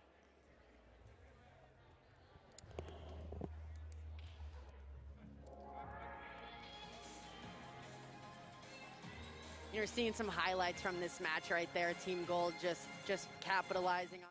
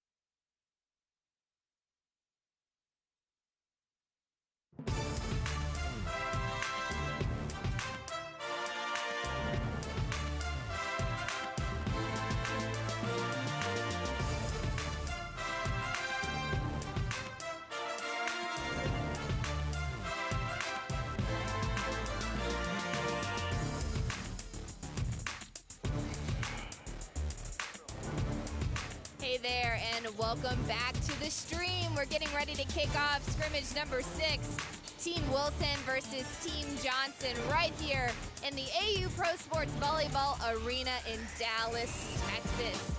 I'm Savannah Collins, joined by Emily Eamon. Emily, tell me the magnitude and what these scrimmages mean as we get ready to head into the first week of competition. Yeah, so real play actually starts next weekend. This is the last scrimmage that we're gonna see before then. So we had a scrimmage a little bit earlier, getting out those kinks, kind of teams working through a little bit of stuff, but this is the last scrimmage we're gonna see, the last chance for these players to work through those kinks and kind of really get going and be at the top of their game come next weekend. Thanks for joining the stream. Here is what these scrimmages are going to mean as we go into week 1. So the scoring system is in place. It is kicking right now. We've got the individual points that are being scored throughout the day today, from the touches that you get when you have attacks, serves, digs, kills, and then also the penalties from when you make mistakes, the team points from winning each set, and then the extra 60 from winning a match, and then MVP points. Those are voted on by players and the Unlimited Club. So the players who come out of these scrimmages with the top 4 scores on the leaderboard are going to be our captains in week 1. Yeah, and you know, we talk about the scoring system and how important it is, but it really puts that emphasis on the individual player and getting those individual points. You know, kind of like we were saying earlier, there's such a high amount of points you can get from winning that set, from winning that match. And yes, you can score a lot of points, you know, scoring off an ace or a stuff block, but getting those set wins and getting those match wins are going to be the really important thing coming, you know, for these players moving into next week as we switch captains. You know, we're having a draft tomorrow night. Savannah, if you want to kind of let our viewers in on, you know, how the draft just works and, you know, anything we're trying to sort out there. But yeah, if you could give a look into what this draft might look like come tomorrow. Right, of course. So to keep the teams full, even, and fair, you have to draft a certain amount to each position. Outsides, hitters, middles, defenders, liberos, and setters, to make sure that your team fills out and that, you know, a team doesn't end up lopsided with too many middles or too many outsides. So as we head into this match, if you guys have questions, if you guys want to talk with us about any and anything AU volleyball related, we want to talk with you guys. I see the chat is already popping off. I gotta scroll back. First, I want to know, where's everybody watching from? We have been so excited to show you guys these games, and you got a taste of the action in Scrimmage 1, but we hope we can interact with a bunch of you guys as we head into Scrimmage number 6, the final one. Yeah, before competition. The final scrimmage, and we talked about it a little bit earlier, but just how cool it is that we can have you guys watching and listening in on these matches. You know, most of these players have been playing overseas for quite some time now. And usually when these players are overseas, their matches might be streamed at 4 in the morning here, you know, yeah. 2 a.m. You know, you can't really watch. They're not as accessible as they are now. So just to be able to have these games live streamed, some of them on TV, most of them on TV, is just huge when we're talking to these players and how much exposure they're getting and just how much it means to them. I know, you know, you've talked with a few players who have said it was one of the reasons they wanted to play for Athletes Unlimited. Right, that is something that in interviews with the athletes during preseason, a lot of these players are vets. They have been around the block when it comes to pro volleyball. And just going, you know, hey, you know, how do you feel about this coming season? And they are just giddy with excitement, which you don't normally see in veteran players. Usually your younger players are like that, but that energy and that excitement is back, and it's because a lot of them are returning to U.S. soil to play for the first time in a long time. All right, let's give some shout outs. Hey, Jacksonville, Florida. I'm a Floridian. I'm from St. Pete. I'll give you some Florida love. Couple of Cali folks in here. Go Gophers, Minnesota.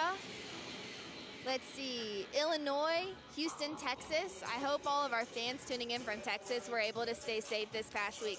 This weather was crazy. I didn't pack for this. I don't even have a winter coat.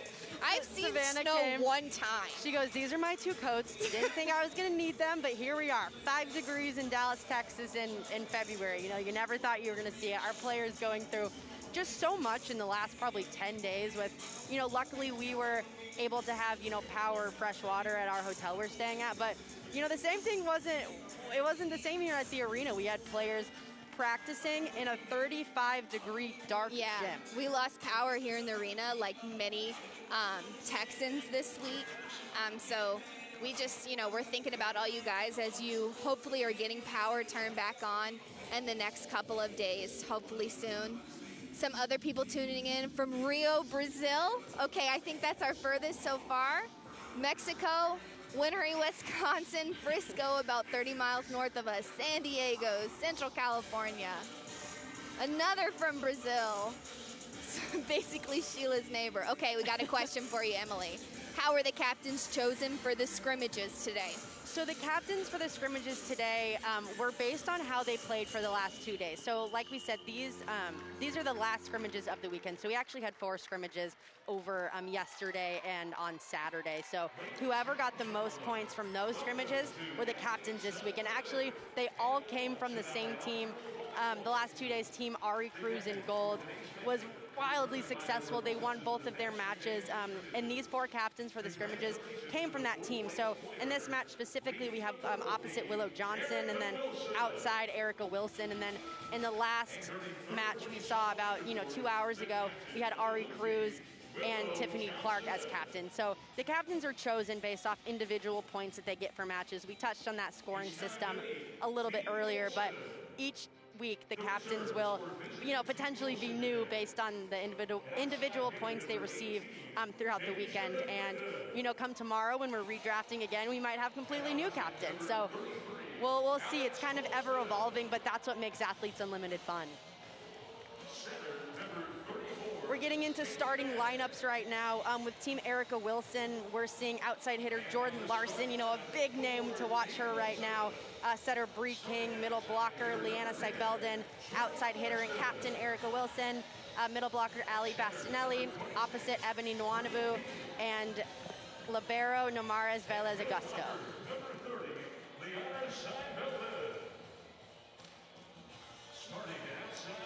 Before we get into announcing the blue team, a couple more shout outs. Phoenix, Arizona, Hamburg, Germany, what's up? LA. Some international action on this one. Italy, I know, this is awesome. We're so excited you guys can tune in. And it's the opposite. We're used to watching volleyball competition in your home country. And now you're watching it in ours, which is so exciting for the staff and so many of the players. Yeah, they might, especially the international players, they get a lot of recognition in their own country, but it's really cool for them now to have fan bases based in the U.S. where volleyball is such a prominent sport. Totally. All right, we're getting into some starting lineups for Team Willow Johnson in blue. We got setter Valerie Nickel coming in to set for that team. Middle blockers Lauren Gibbemeyer and Taylor Sambothi. Outside hitters Cassidy Litchman and Aaron Fairs. Opposite Willow Johnson, and libero Dali Rosado.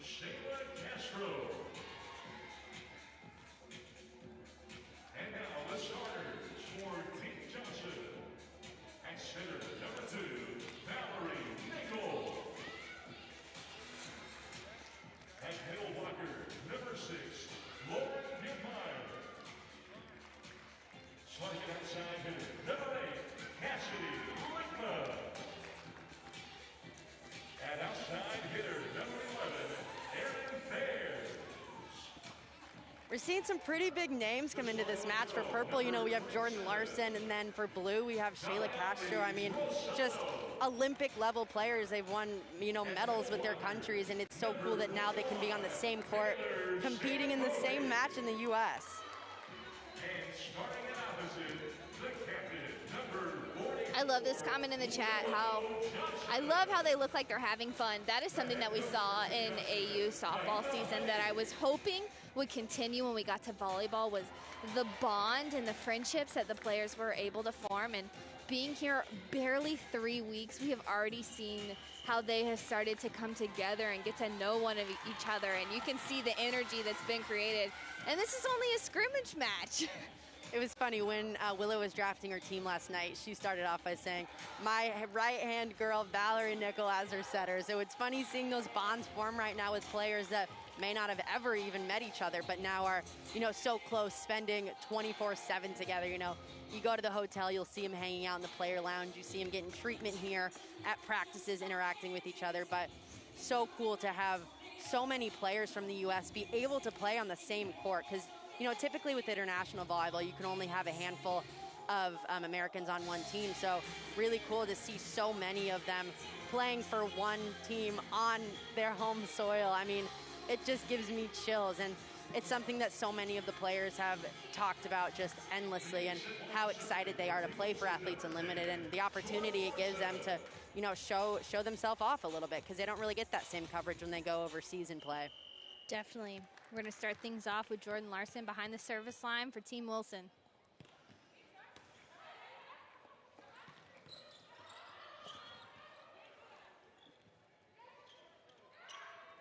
A little back and forth there at the net. Lauren Gibmeyer for blue over here, putting up some really good blocks, reading that well.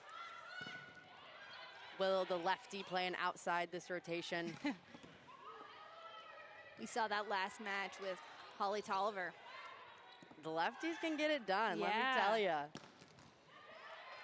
Gosh, what a first rally we've got here to earn this, get on the board first. We are in for a good match, that's for sure. Johnson going up strong. Team Blue on the board first.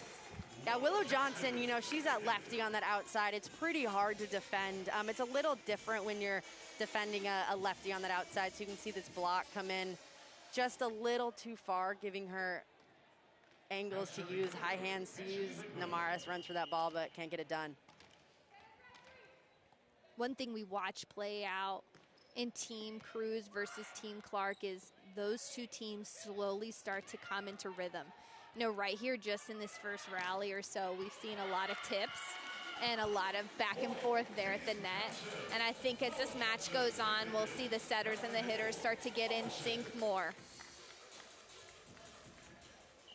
Yeah, teams are typically right now trying to work out those kinks. You know, we talked about it to last scrimmage of the Athletes Unlimited season, and they're working on, you know, finding those setter-hitter connections and passing next to new people, because that's something that's really, really hard to do. You know, you have especially that setter-to-middle connection. The setters are, you know, evolving every single weekend, revolving teams, going to, you know, a completely new roster and playing with new middles and new hitters. So adjusting for the setters is going to be key this season if they want to have success. And then on the passing front, you're passing next to completely new people almost every single day. So, you know, learning what seems people are comfortable passing and learning what they're able to pass. You know, one might have a little further reach than the next. One might want to take a ball that, you know, another person doesn't want to take. So especially for those liberos, you know, you're going to see a lot of communication on the serve-receive line. And then, you know, the point we just saw, a lot of stuff like that, letting balls drop between two players, working out those communication errors is going to be key this season.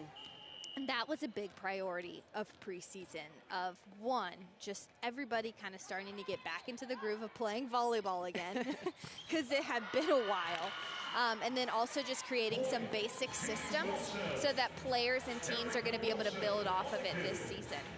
Yeah, and I know that was one of the things that you mentioned the coaching staff talked about a lot, was just being able to have those systems in place so you're not being thrown into a situation where, you know, one middle really likes to run this one system, another one likes a different system. It's pretty systematic right now, and that all these teams are sort of running the same kind of things to make it easy as they transition to new teams every single week. Team Johnson.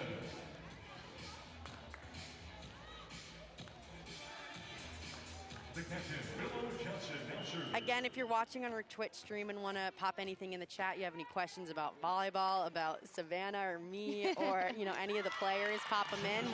We'll do our best to answer them and give you a little more of an inside look into Athletes Unlimited. You know, some of the players we've talked to. You know, some things that have surprised us. I don't know. Like, for example, you know, Erica Wilson has been an absolute rocket for her team. You know, one of those undersized outsides, but so smart, has such a high volleyball IQ, able to use those hands a lot. So great defensively and from the service line. I love seeing, you know, those shorter outsides like Erica Wilson or Aubrey Cruz to just be able to use those hands and have such a high volleyball IQ. And it's paid off for Wilson and Cruz. You know, they're captains for both of their teams. Wilson has done an outstanding job for the past 3 days, just being a rock for her squad.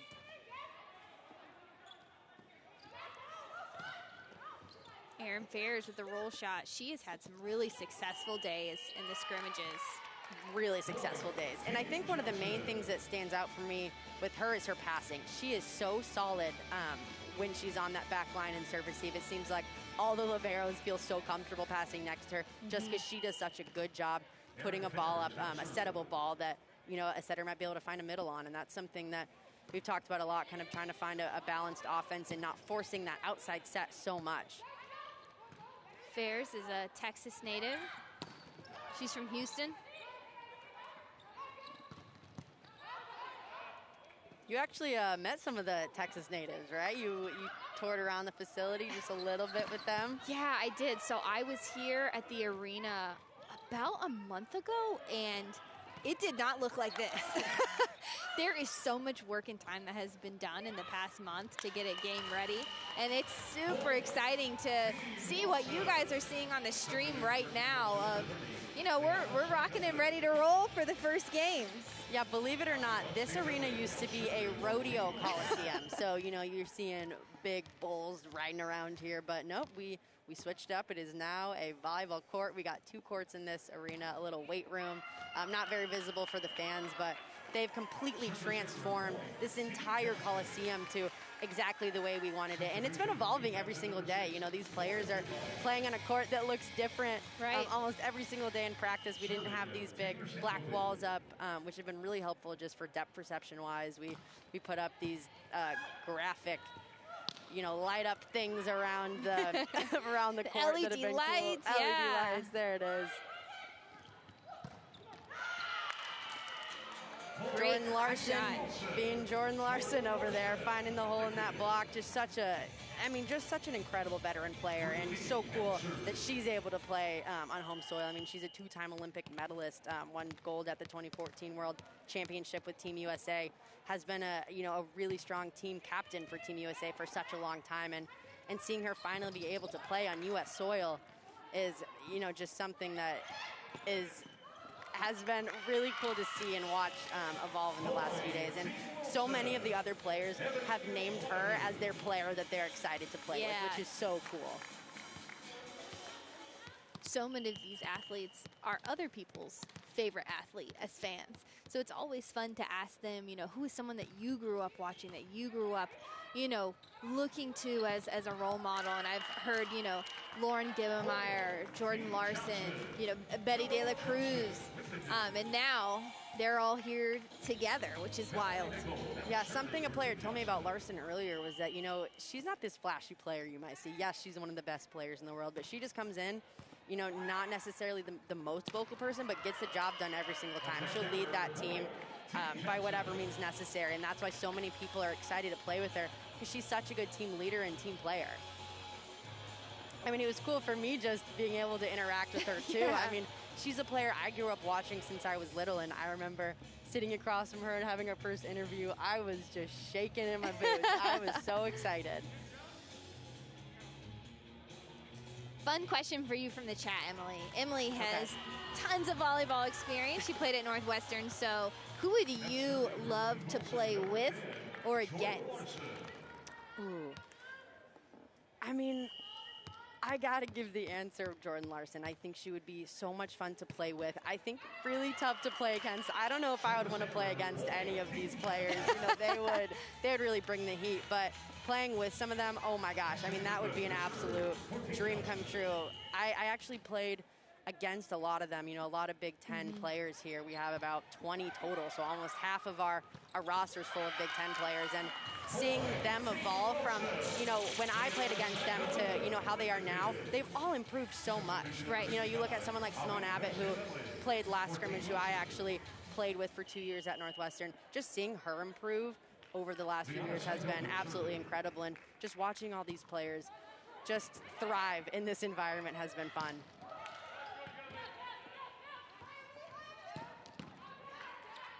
Good dig from Cassidy Lichman in the back row. Not enough. Ebony shuts it down. Hard to get around Wannabe. You know, you got Allie Bastinelli up there, Illinois' all-time block leader, showing why she is just that. Just a force to be reckoned with up there. Tough serve.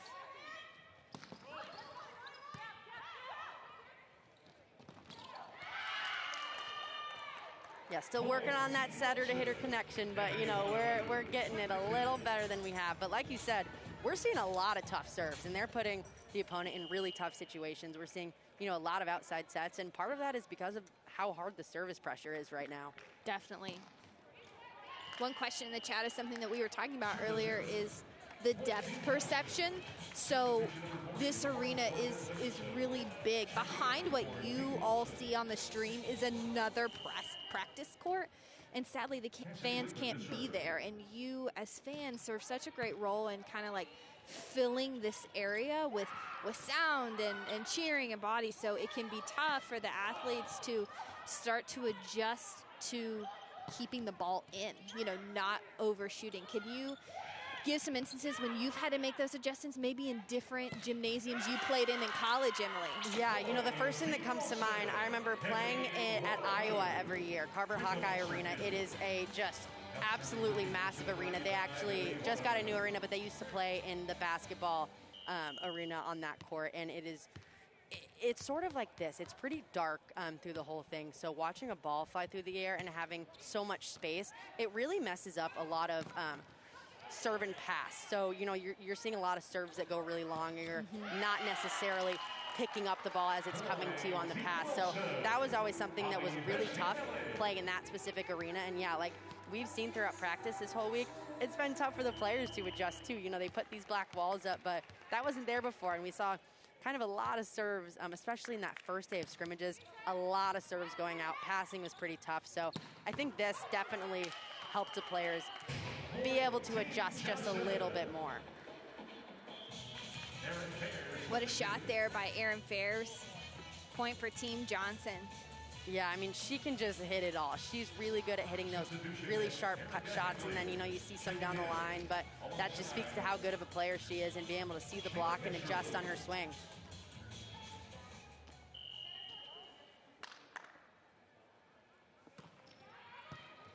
Erica Hanley.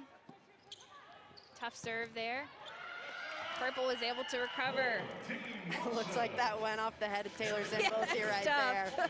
Right through her arms and the face. You see that a lot happening with middles at this level. They get so high up there. Oh, it means she's got hops, though, if you can get your head above the net. Okay, we've got some questions to tell our fans a little bit about Willow Johnson. So I'm glad that you guys are calling out some specific athletes that maybe you haven't ever got to watch before.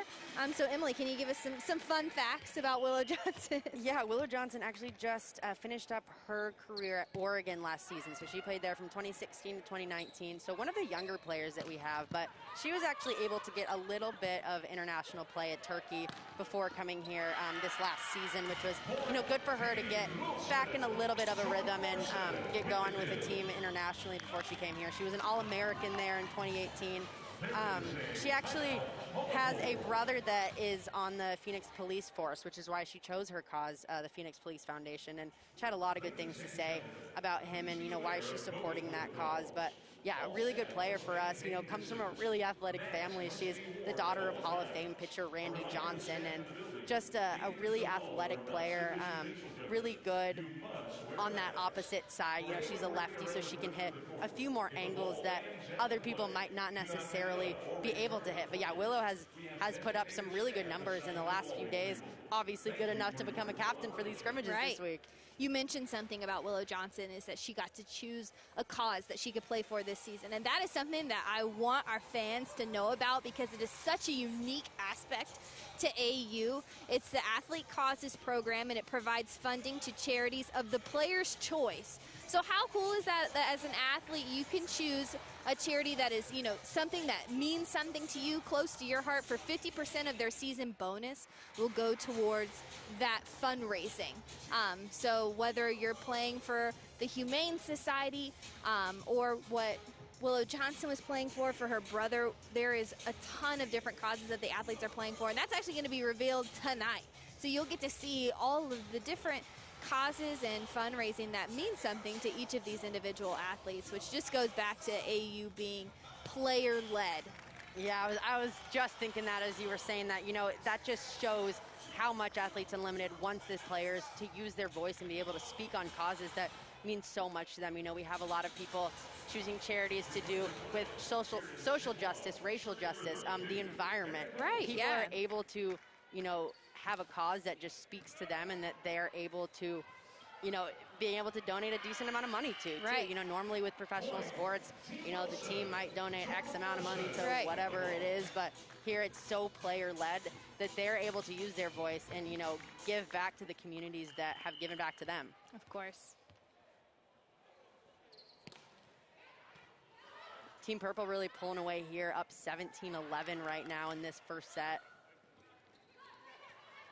Most of our scrimmages so far have been really tight, especially in those first couple sets. So it's interesting to see how Team Purple has really been able to put something together here early. Usually we've seen some time of adjustment for both teams in the first set.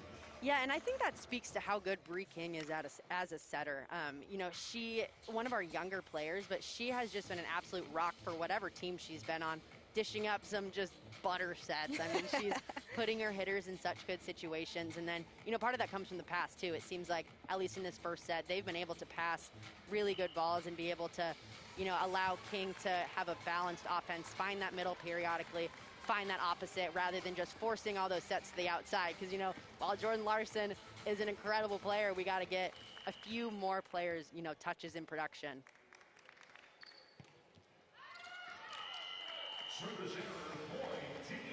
Service error by the captain, Wilson.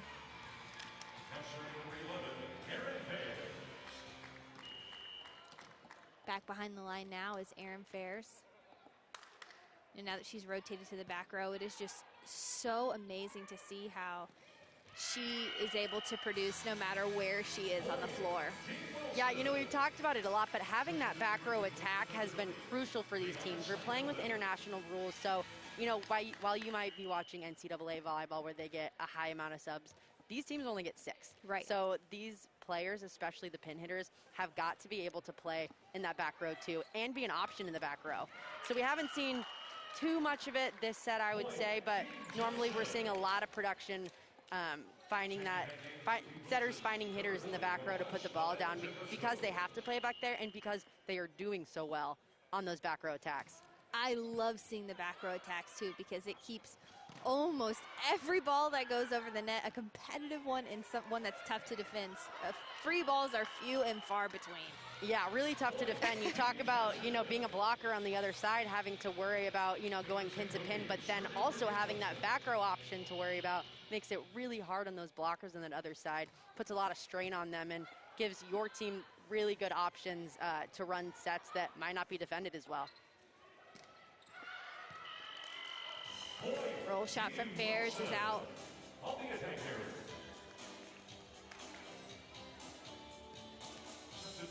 Team Wilson really kind of running away with this one. We talk about how important points are, and, you know, being up in a set 6 points could really make a difference at the end of set 3. Right, something to think about. If you were tuning into our last scrimmage, you heard us talk a lot about the point system.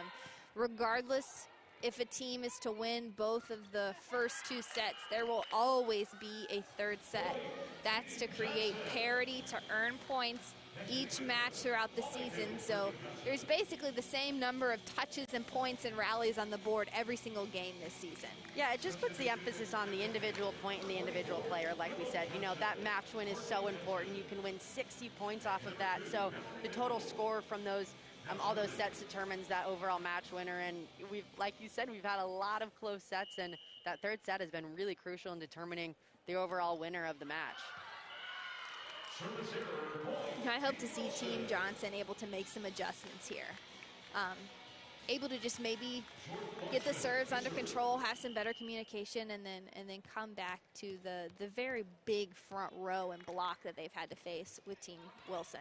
Yeah, we haven't seen a lot of production from the middle out of them, and I think that's, you know, in part due to Purple Team's really good serving. They're knocking them out of system at a really high clip, forcing that outside set, forcing that setter to use her pins rather than her middle. So those blockers on Purple are really only worried about those pin hitters when the ball is out of system. So really kudos to Team Erica Wilson's service pressure that they can put on them. As we talk more about the point system, the individual points, while they can come to your advantage with serving aces, attack kills, good passes, digs, and blocks, they can also have penalties. So, you know, a serving error is -8. You know, a missed attack is -12. Bad pass, -12. So that was a big conversation going into this season, is how does a libero have the same amount of opportunity to score as an outside? Is it perfect? No. But there are different gauges for how much a touch can help or hurt you in the set to try and create equality to earn points, so that at the end of this season, that a player of any position would be able to win and come in first on the leaderboard in the first season of AU Pro Volleyball. And it really puts emphasis on, you know, how good of an all-around player are you? So, you know, you have players like Jordan Larson, who are obviously really good in the front row, but really good defensively and put really tough serves in, which just racks up those points for them and makes it a little bit easier for them to score a higher amount of points. So being able to work offensively as well as defensively is really important in this league right now.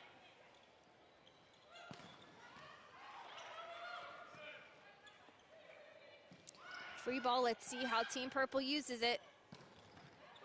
Oh, gosh, that's tough. A lot of scrambling at the net. Great Great dig from Free King right there. Larson stepping in on the assist. Wanaboo puts it away. Erin Ferris took a hard one off the chest. A bunch, too. Just one after the other, just being there ready. She's using the body. She's filling those seams so well. That's why she's getting hit with the ball. You know, it's no accident that she's stepping in front of the ball and being able to dig those shots. Obviously, you know, Dolly couldn't get that last one, but we're seeing Erin Ferris play some really incredible defense right now, and that's something she's been doing all weekend. It's been really fun to watch these outsides do so well defensively. If you guys have any questions, when we have timeouts, breaks in gameplay, we'd love to talk with you guys, throw things in the chat. We're glad you guys are here tuning in. This is the last scrimmage before gameplay kicks off this upcoming weekend. All right, we've got a question. Will there be a team champion this league or just individual point and position leaders? So there would just be one single champion of AU volleyball. In softball, it was Kat Osterman. But there are also some other awards that you can win based on defense, things like that. But there is one AU champion. But when we came down to the last weekend of AU Pro Softball, we saw players vying back and forth for those top 10 spots. So that's really what keeps things competitive week to week. And someone that really stuck out to me is Jordan Roberts, one of the rookies. You know, kind of hanging in the back of the pack leading into that last weekend, and she just got hot in week 6. I want to say she was 5 for 6 on the weekend with a 3-run home run that shot her to the top of the leaderboard. And that's the exciting thing about AU Pro Sports. You know, every moment counts, every point counts, so it really keeps things competitive. Yeah, you know, a player like that you got to know pretty well through a series that you do, and I know you're doing again for volleyball this year with some of our rookies. If you want to tell everyone about, you know, that series and what you're learning from our rookies right now. Totally, yeah. So we are following along with Taylor Morgan and Leah Edmond. We got to watch them in the scrimmage earlier today, just following their journey as a rookie.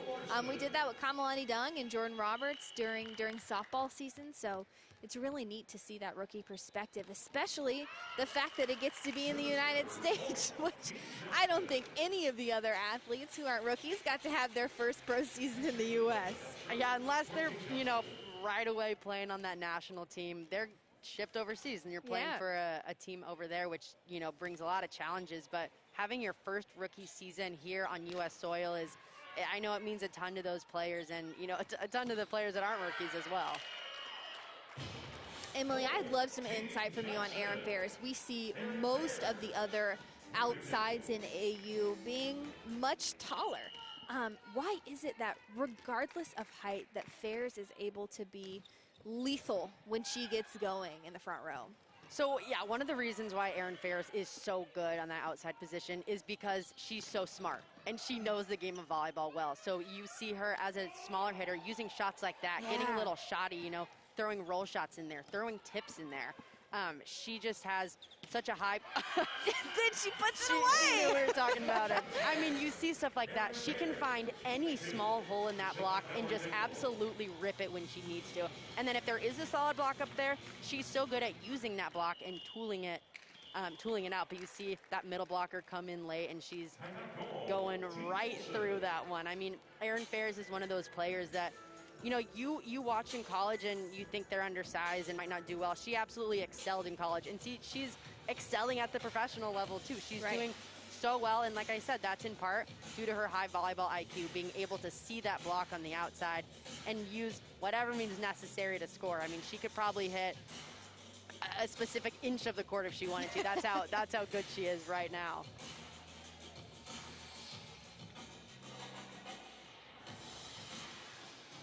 Yeah, she's been pretty fun to watch. One of the things that stuck out to me was saying the moment she realized she was good was when she gave someone a concussion. My gosh. When she was younger. That's when it clicked to her, like, oh, I think I'm pretty good at this game. I love this from the chat. Erin doing Erin things. Erin doing Erin things. That is what we love, yes.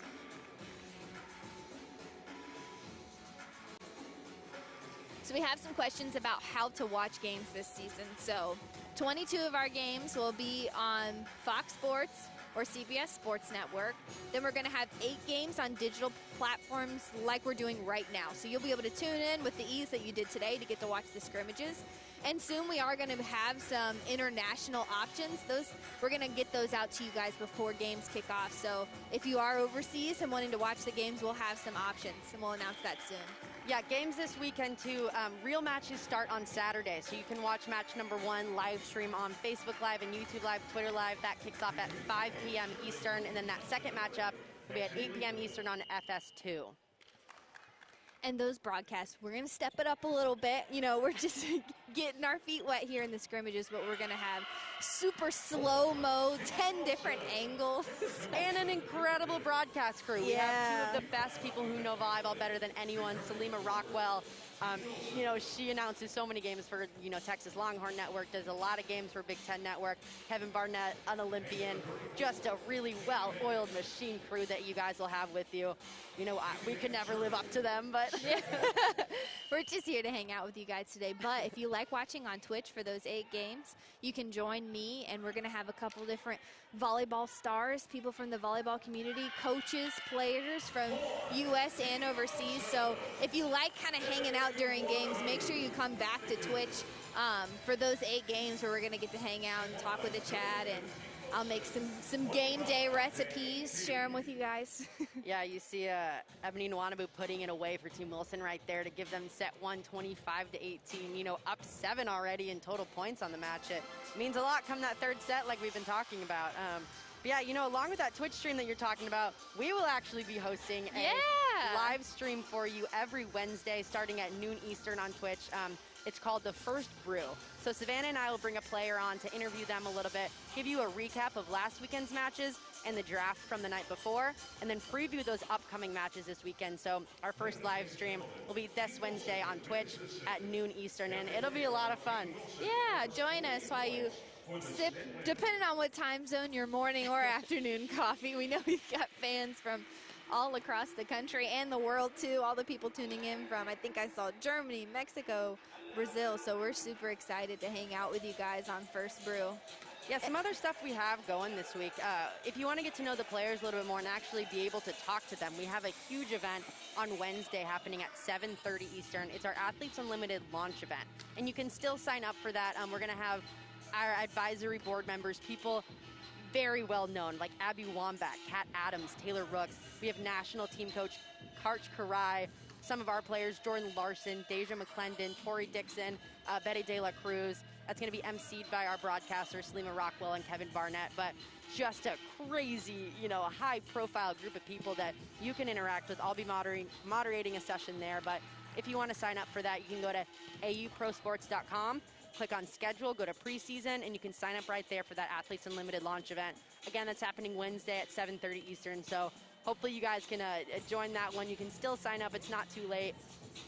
So we're really excited about that event. And then Savannah, I know we have an opening ceremony starting tomorrow Yeah. at 2 p.m. Eastern. Get to see those players again a little bit. You know, what are you excited about opening ceremony and showing Athletes Unlimited kind of to the world as a big introduction? Oh my gosh, where do you start? I mean, do you start with the fact that it's, you know, the first league in the U.S. in a very long time for pro women's volleyball? You can talk about the athlete causes, you know, those will be announced. Getting to know these athletes, that's another big part of it. And then, you know, there's the Unlimited Club too. And so we're just excited to kick things off and get to know you guys. But, you know, while we've got a little bit of a break here, Emily, what's something to you that's really stood out in these first couple weeks of preseason?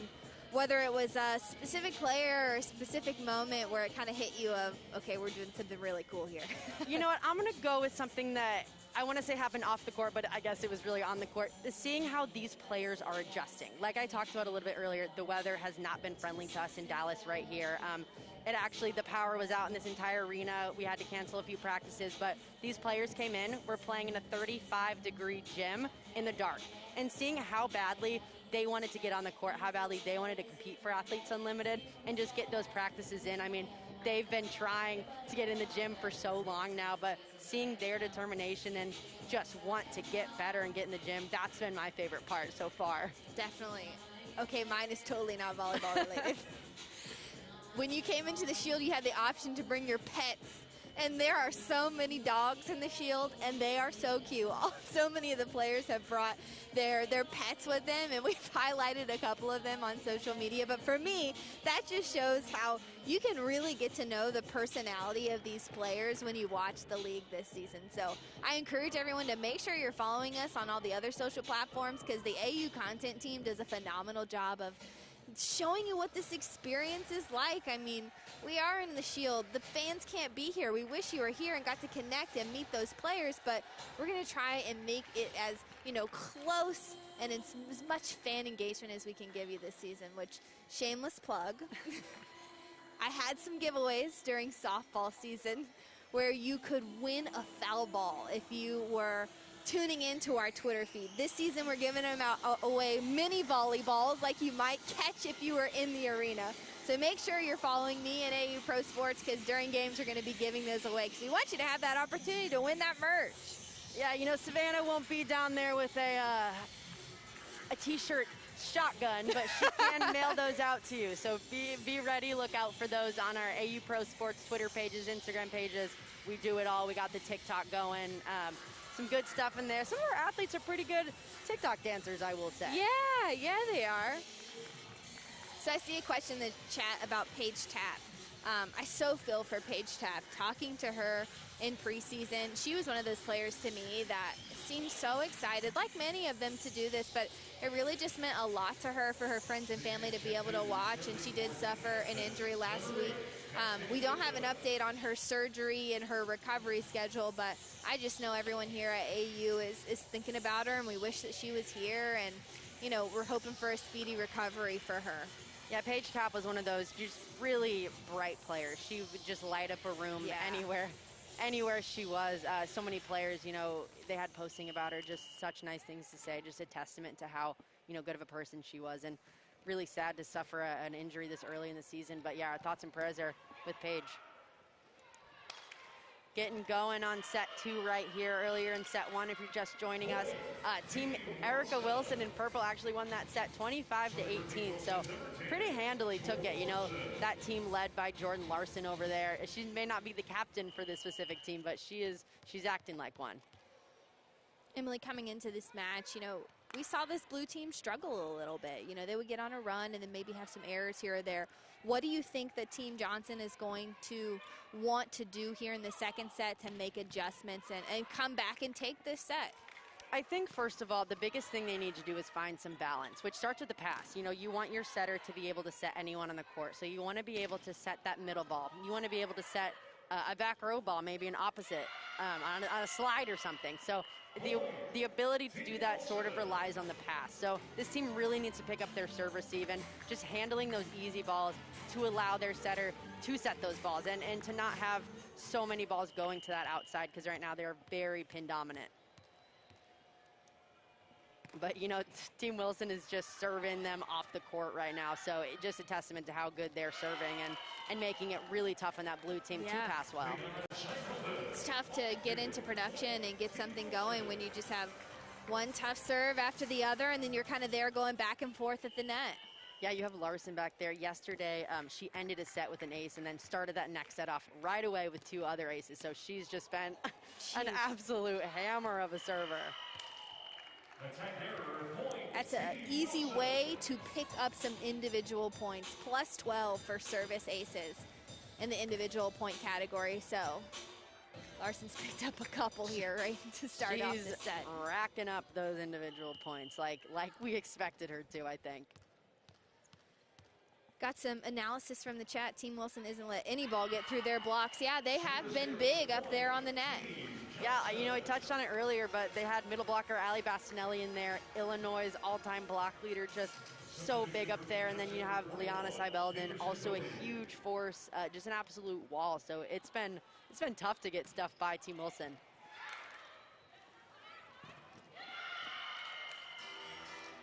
Team Wilson.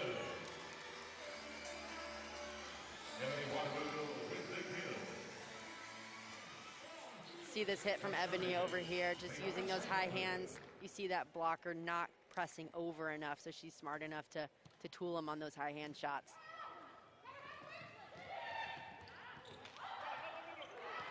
Shayla Castro, haven't seen too much of her this set. I think part of that, you know, is to do with the pass, but just an absolutely outstanding player. Was such a big name for Athletes Unlimited to get. You know, she won 2 gold medals with Brazil in the Olympics in 2008 and 2012. So one of the best opposites of her generation. Coming in with a tough serve.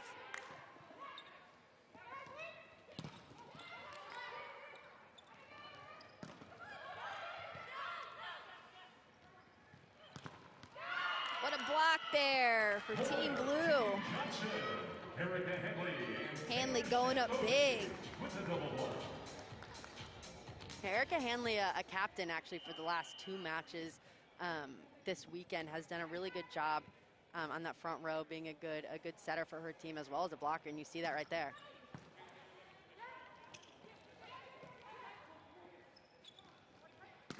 Lichman with a back row attack, bounces right back to Blue. Odie switching it up with the tip. Bastinelli can't get it past her. I love Larson with the "did that just happen" reaction. Bastinelli, she is just so good at reading the block. She knows exactly where that set is going, and she knows exactly how to time it to just shut it down. Her team feeding off that energy a lot. We talk about momentum. I mean, this team carrying all the momentum right now. Easy to end that, but Team Wilson carrying a lot of speed and positivity. Gosh. Back to back. Okay, who was it in the chat that had the great analysis about Team Purple's block? Because you called it. It is on display right now. They got a little time machine looking forward, I think.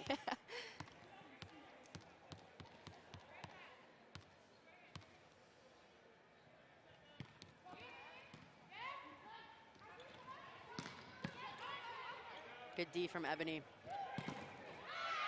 Jordan Larson going up there, somewhat of a tennis grunt before she hit that ball. It's been fun to see a lot of these players. They give a little tennis grunt before they serve or hit, and you just know it's going to be an absolute cannon. Heading into the timeout here, Team Wilson up 8-3 on the match, so just looking really steady throughout this whole set right now. So many of you in the chat are, I can tell, super invested in these games. I'd love to put you on to something if you want to join it. It is the Unlimited Club. So there are a lot of different tiers. And there's a free tier that you can join. But the Unlimited Club is about bringing the experience as a fan to you. We want you to be involved in the game so you can vote on the MVPs. I think that is one of the coolest aspects, is you get a say in where that MVP goes. Access to the member-only store. 10% of your membership goes to the Unlimited Club player bonus pool. So your membership is fueling the players, which is what you guys, it's all about. It's all about the players and their experiences. And sometimes in the different levels, you get exclusive access to athletes, exclusive in-game viewing options. We'll have a bench cam this season, just like we had a dugout cam in softball. So go to auprosports.com, check out the Unlimited Club. It's just another way to be a part of AU Pro Sports.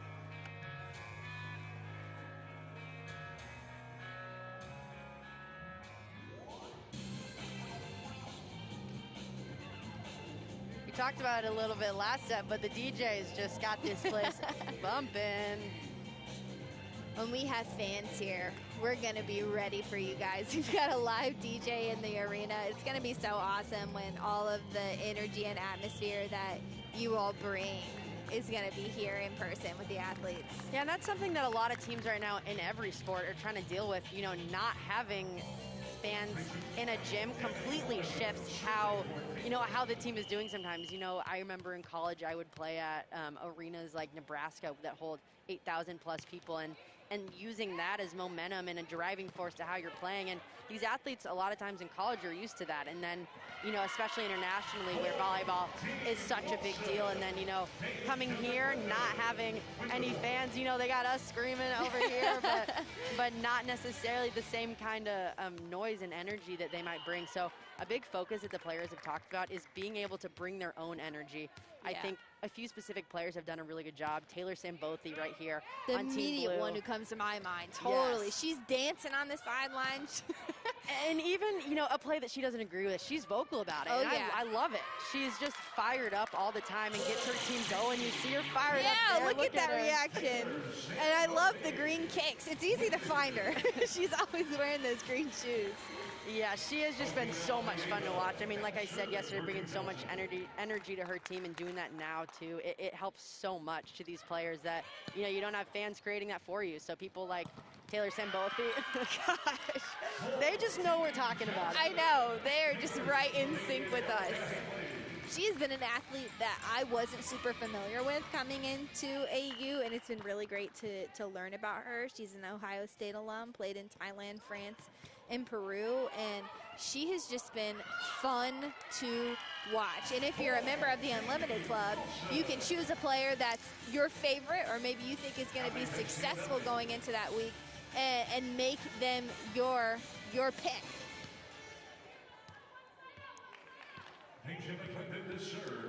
Love this from the chat. Unrelated, but the tattoo is sick. Yes, I like her tattoo. I love it. She's got the fun shoes, the fun tat. She's like, look at me. I can do it all. And the attack. What a save by Team Purple. I mean, they're just feeding her. Yeah.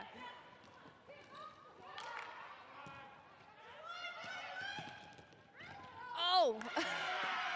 What a rally there. Both teams putting in the hustle.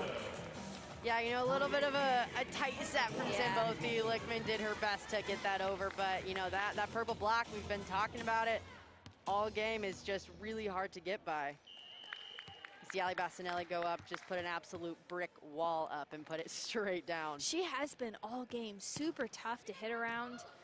She's caused some issues from players today. Yeah, I mean, I can't imagine trying to hit a ball around her. She's taking up the whole court. What are you going to do? Team. There is a timeout call for. Yeah, Team Wilson up 12-5 right now in this set, you know, getting a lot of points going.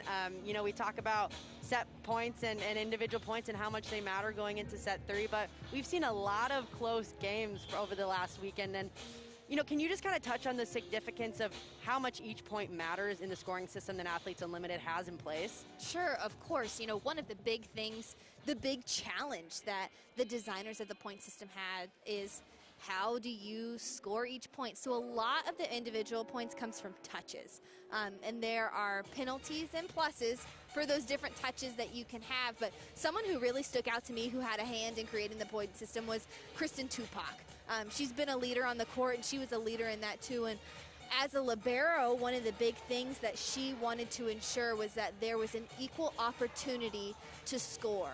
and the mindset that by the end of this, that any player, regardless of position, would be able to be at the top of the leaderboard. And that's a tough thing to do. It's not perfect. But here's one of the neatest things about our point system that I don't think a lot of people know, is that they were simulated across 15,000 different points and games, whether from international games or the World Championships. So this point system that you are going to see in place this coming weekend, it's been put into practice with volleyball records from Volleyball Metrics. So we've seen how it plays out, and I'm really interested to see, who rises to the occasion, who moves up and down over the next couple weeks. Yeah, it's definitely a unique scoring system and something that we tested, a lot going into this league, but it's paying off, and you see the captains changing every week based on those individual points. We'll have a new draft tomorrow that'll determine the next weekend's matchups in those teams. So we'll have 6 games for you over the course of Saturday through Monday with new captains, new teams, and that's what makes Athletes Unlimited fun. It's ever evolving. The teams are constantly rotating, and you're playing next to new people all the time, which, brings challenges, but also new opportunities to succeed. Chat, Emily, if you're the captain with the #1 pick, who you going with first? Let me hear it. Betty De La Cruz all the way, for sure. I mean, an absolute animal, can literally do it all. You talk about how hard she can hit a ball, but how well she does from a passing standpoint and defensively and service pressure-wise. She's kind of guaranteed a few points off her serve every set. So I think I'm going with Betty in my #1. What about you? Whew, that is tough. I really liked the leadership I've seen from Kristen Tupac, and you're going to get such a great defender, a reliable defender who is really good at gelling into what other system or who is around her to pass. But it's tough. You do kind of want you want to go for the heavy hitters with that #1 pick. So I don't know. That's tough. Yeah, we've seen a lot of outsides or setters go first. But yeah, you mentioned the importance of, having a good leader for your team and having that, strong libero. I agree. Kristen Tupac has done an absolutely outstanding job this past week, just adjusting to whatever team she's on and looking like a leader back there on serve receive. But not only that, on the rest of the court, the players are kind of looking to her to lead them. And I know that that's something that's really important to her. I ran into her this morning before COVID testing, and she was saying she was really nervous before the first scrimmages on Saturday, and she kind of had to remind herself, I've been playing volleyball for a very long time. I can do this. It's just another day in the office. So, hearing someone talk about it like that and acknowledging that they're, could be a little bit nervous, but using that to fuel them to do better in that match.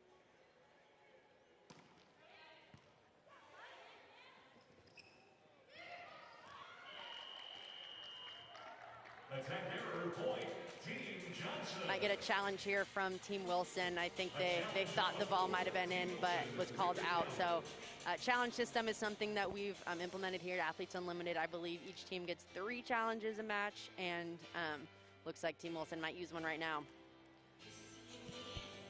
So I love one of these points that got brought up in the chat of how dependent on the position of the captain will really impact that first pick, which is so true. Of we saw this during softball. If the captain was a pitcher, oftentimes they either wanted to go with that catcher that had a great bat and that they were really comfortable with. We saw that with Kat Osterman and Gwen Svekis. They were together week to week. So I'm really interested to see how the drafts play out. Those were a story in themselves during softball season of watching those teams form and going, okay, I see a cluster of players who have played together before, who have really good chemistry. So that I'm super interested to see during AU Pro Volleyball is how the teams form, and a lot of the captains have very different strategies. Yeah, very different. And, you might have seen similar picks in round 1. We had 2 outsides go and then 2 setters. But from then on, it was pretty random. Some people picking an opposite next, some people picking a middle next. But, yeah, like you said, it really depends on that position of the captain and who they want on their team and who they gel with. I mentioned it earlier, but Willow Johnson said before her pick, her #1 pick of Val Nickel was, I'm going to get my right-hand girl. She was really comfortable with Val, worked really well with her, liked the way she set, and ultimately wanted her as the first one on her team. Cassie Lichman with the hustle, but it just wasn't enough. She is, to me, such a calming presence on the court. She's got a reliable pass, great hands. I've really enjoyed watching her in practice, how she's able to just really lead by example and with her presence for her teams. Yeah, and I think part of that, Cassidy's also a coach. So she coached at Stanford in 2016, one of the years that they won the national championship. She's a really obviously seasoned player, but as well as a seasoned coach, she knows how to lead a team on the court and also knows how to lead them off the court. So she's just an all-around really good player to have on your team if you want that leader in place. And I'll say putting a team together is a skill. There were some captains that were, really good at it, and other players that had to learn how do you put together a successful team. So that has a big impact too, is in the draft, how those teams form and the strategy that goes into putting a group together. Yeah, and one of the big key parts I think that seems really helpful for the players is, being able to talk to their coaches on their specific teams. How do you think that kind of impacts players' decisions on who they're picking and who they're drafting? Definitely. The difference that we saw in softball is volleyball is so much more fast-paced, and there's a lot less time as an athlete to step back and evaluate. So I think that the coaches for this season are going to play a much bigger role in helping players make adjustments, having a different set of eyes on, who's been doing really well, who played together, maybe who's struggling. And then putting those lineups together too. But all in all, it does come down to the captain and what they want, the team that they want to put together that week. So I think that's how we'll see that role shift throughout the next 6 weeks of competition. Yeah, and then with the draft, we have the coaches helping out while their teams are playing too. So these coaches are able to have another set of eyes on those matches. So it's not all put on the captains. They don't have to play in a full match as well as coach a full match at the same time, which can be really tough. You want to come off at a timeout, get some water, take a breath, and let your coach kind of take over just a little bit because, they might be seeing stuff that you might not be able to see. So having those coaches during the matches, I know, has been a really big asset for these teams.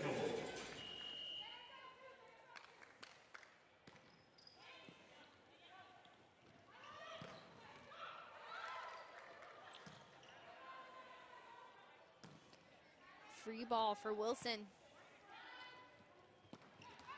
That slide, it's going to be tough to defend. Going up on 1 foot, Bastianelli just shooting that attack straight down. Yeah, and you saw, the other blocker, Odie, not come out far enough, and Ali Bastianelli just IDs that really early and hits that line shot pretty handily, but a really good shot by Bastianelli, turning that thumb down and getting that line shot right there. Service error point, Team Johnson. Back to serve. Team Wilson has the lead right now, 18-13 here in set 2, looking really solid. We talk about how good their block's doing, but how good their passing is. You saw that pass from Noma just now. Wow.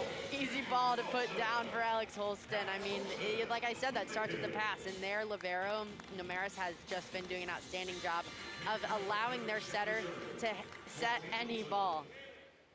Yeah, that's when you get in those situations where you can have those quick sets, and I think that's been a big challenge for players in these first couple of weeks is getting in sync with setters. But when you have a good pass and you're starting off, with something that a setter has a lot of different options of what she can work with, it sets you up for success. Alex Holston and Ali Bastianelli with the double block. Bastianelli and Holston, what a combo right there for the block. Really tough to get by. I wouldn't want to be up trying to hit against them, but, they're Blues doing their best to try to, get around it, tool it maybe. I mean, Bastianelli's just fired up. She is getting block after block, racking up those points.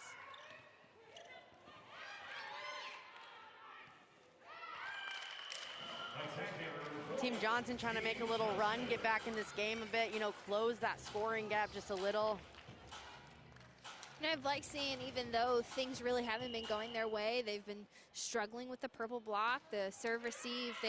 They're still keeping the energy high. Even here, on a service error, they're picking each other up. They're trying to get something going for this team, and that's all you can really do in these scrimmages is try and find something comfortable to settle into as an individual and a team. Yeah, and I think, Valerie Nickel has been such a good rock for this team so far. She's been setting a really good game despite the passes she's been getting. You see that set, forcing that on the opposite, so she's not just feeding that outside, but she's done a great job to try to lead this team. Good dig from her right there. But, you know, the Purdue two-time All-American has showed why she is so good and such a good leader for this team. You know, she helps coach at Purdue as well, so she has that experience coaching on the court as well as off the court. But I think she's doing a great job for Team Blue, trying to keep them in this match. Something I've loved watching the chat conversation a little bit is how much they're loving watching Team Purple, and they are such a tough team. And that is something that was really interesting that we saw during softball. You would get super attached to a team. Like one for me that was super fun to watch was late in the weeks, the Fanta girls. It was Jessie Warren's Team Orange. They were super fun. They had a great pitching staff. And then the weekend's over. Time to start all over. So, you know, maybe there is a dominant team or a team that maybe needs something here or there. And after the weekend, that's going to change and shift. And it's really fun to see how those teams form out. And the teams themselves start to have personalities. Like with Team Clark and Team Cruz that we watched last match, like Team Cruz was explosive. But if that same group isn't together, you know, they'll have to recreate it on the next team they're on. Yeah, and something we were talking about earlier that's a big part of that is those personnel pieces that just have so much personality with them. Right. You have a player like Tiffany Clark, who's just an absolute spark for her team. You know, Taylor Sambothi over here for Blue, not on the court right now, but is also just a huge spark for that team. And you want those players on your team to give you, you know, just a little bit of energy into these games and make it more fun to watch for everyone. Make practices enjoyable. You know, they love coming to the gym every day, but if you can have those people that are always in it and always, you know, going 100%, you know, playing wise, but just, you know, with their mouths, it's huge. That can have a lot to do with where you're picked in the draft. We saw during softball how maybe a player that hasn't had a super productive bat but was solid in the field, always a good teammate, picking each other up. They got picked often and they got picked high, and they earned a lot of points because of the team points. So really your attitude and how you contribute to your team, regardless of your performance on the court or on the field, has a lot to do with getting picked for teams.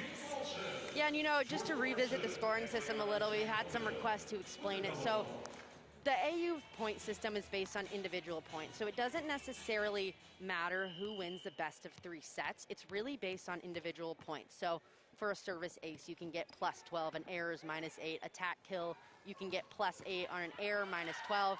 There's a lot of different ways to get points. And if you want to look at the full scoring system to understand, you can go to auprosports.com, click on volleyball, and go to how we play. And it'll explain the point system a little bit better. But one of the biggest ways to earn points in the point system is through set wins and is through those matches wins. So every set that a team wins, you get 40 points. And then if they win that match, they get 60. So it's a big, you know, competition to who can win that set, but also, you know, puts the focus on individual points and individual plays. Totally. Something that Kristen Tupac said going into this season was, my goal was always making sure that every player position was represented and that everyone has an opportunity to be at the top of the leaderboard. And that comes from the plus-minus system of points. You know, we can see in this replay here how going up for those attacks, getting the kills, you know, that's +12. And then maybe an error on the block, you know, they're not going to take points away from that because a lot of those blocks are coming from middles. So just really creating a system that tried to make things as equal as possible, rewarding or subtracting points almost any time a player touches the ball. Yeah, and then after the match, if you just have an absolutely stellar game, you know, you're voted for an MVP. The top 3 get additional points on top of that to go up in that leaderboard. So just a lot of different ways to earn points, but a lot of ways that can help you move up in the leaderboard and really win there. But we're seeing Team Purple right now really excel and do an incredible job in this match. What have you seen from them that has been the biggest point in giving them that success? I mean, the chat has called it out, and I can't ignore it. It's the block that is Ali Bastianelli, and her attack, too. She has been fun to watch. She has been a wall up there, and something that the chat was talking about, too, is that in season, we're going to mic them up. You're going to get to hear them on broadcast. So we can guess what that energy is, you know, watching them on the court, but you're eventually going to be able to hear the players during the games and at practices when we do our mic'd up. So that is going to be super fun. But, you know, coming back to this game, Emily, just looking at this scrimmage and seeing how the players have kind of started to come together, what are some of your predictions, things you think we might see play out in week 1? Yeah, you know, in week 1, ultimately, I think we'll have Betty De La Cruz as a captain, probably see Jordan Larson as a captain. I think we're going to see, draft-wise, a lot of outside hitters and a lot of setters go early. I think that's something that's really important for these teams to kind of nail down going into that week, getting a setter that they feel comfortable with, and then getting an outside that ultimately is going to score a lot of points for them. We're seeing this purple team right now do a lot with their setter. She's really being able to put the ball in any position that she can, and a lot of that comes from that pass, but she's finding the opposite. She's finding the outsides, the middles, finding everyone right now, which is giving them that success, and that's just a testament to, you know, Bree King and Kaylee Manns as setters there. They're doing a really good job. What's something going into this week that you're looking forward to, you know, off the court? We have the AU launch event, we have opening ceremonies, the draft. What are you looking forward to? Gosh. Okay, hold on. Let me think through the week. I mean, we have the cause reveal tonight. We'll know all of the causes that each of the players, you know, are having 50% of their bonus earnings going towards. We got the draft on Tuesday. We're going to see those first teams start to form. First brew on Wednesday. We got first Thursday brew. we will breathe. And then we're going to gear things up, get ready for practice. Honestly, I'm really excited for the content team to start to mic up these players and being able to hear and see their personalities. Yeah, you know, we talk about Taylor Sambothi a lot and how much energy she brings. You're going to be able to hear.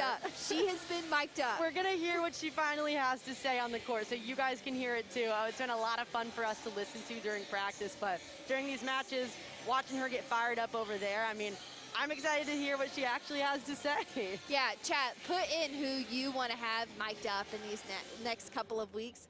We can pass it along to our videographers. Yeah, and then during these streams, you know, if you're watching on Twitch, you can pop in any question you have in the chat. If you want us to talk about a specific player, whether or not they're playing in the match, let us know, and we can do our best to answer.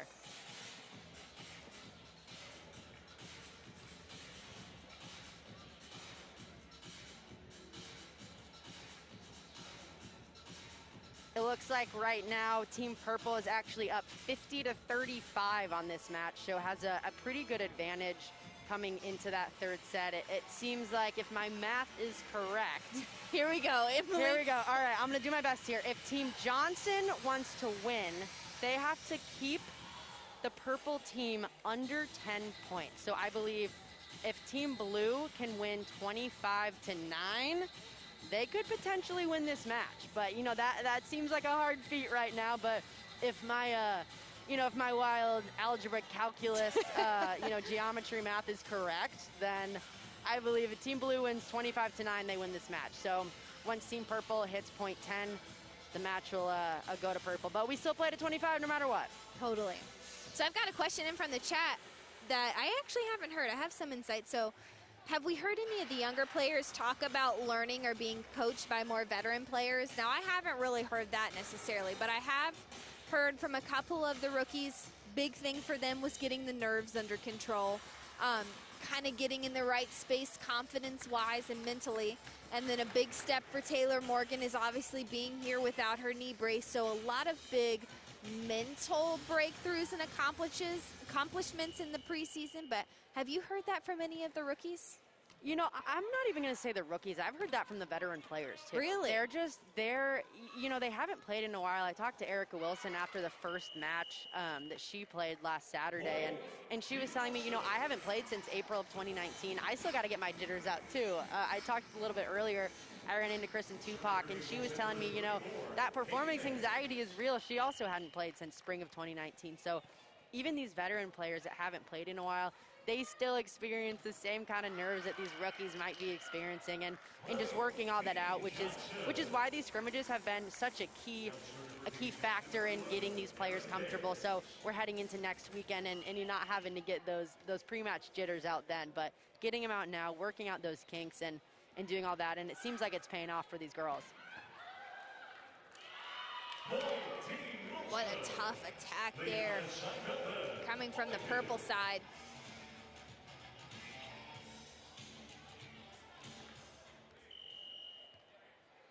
Going back to serve is the captain, Erica Wilson, Arizona State alum. Another one of those service errors that's just a little long. We have seen a lot of those today, Emily. Why do you think that is? Is it just getting back into the swing of things? Is it adjusting? Yeah, I think it's, getting back into the swing of things. They're also trying to just serve really hard balls. There we go. It's in both. They listen to us when we're talking, apparently.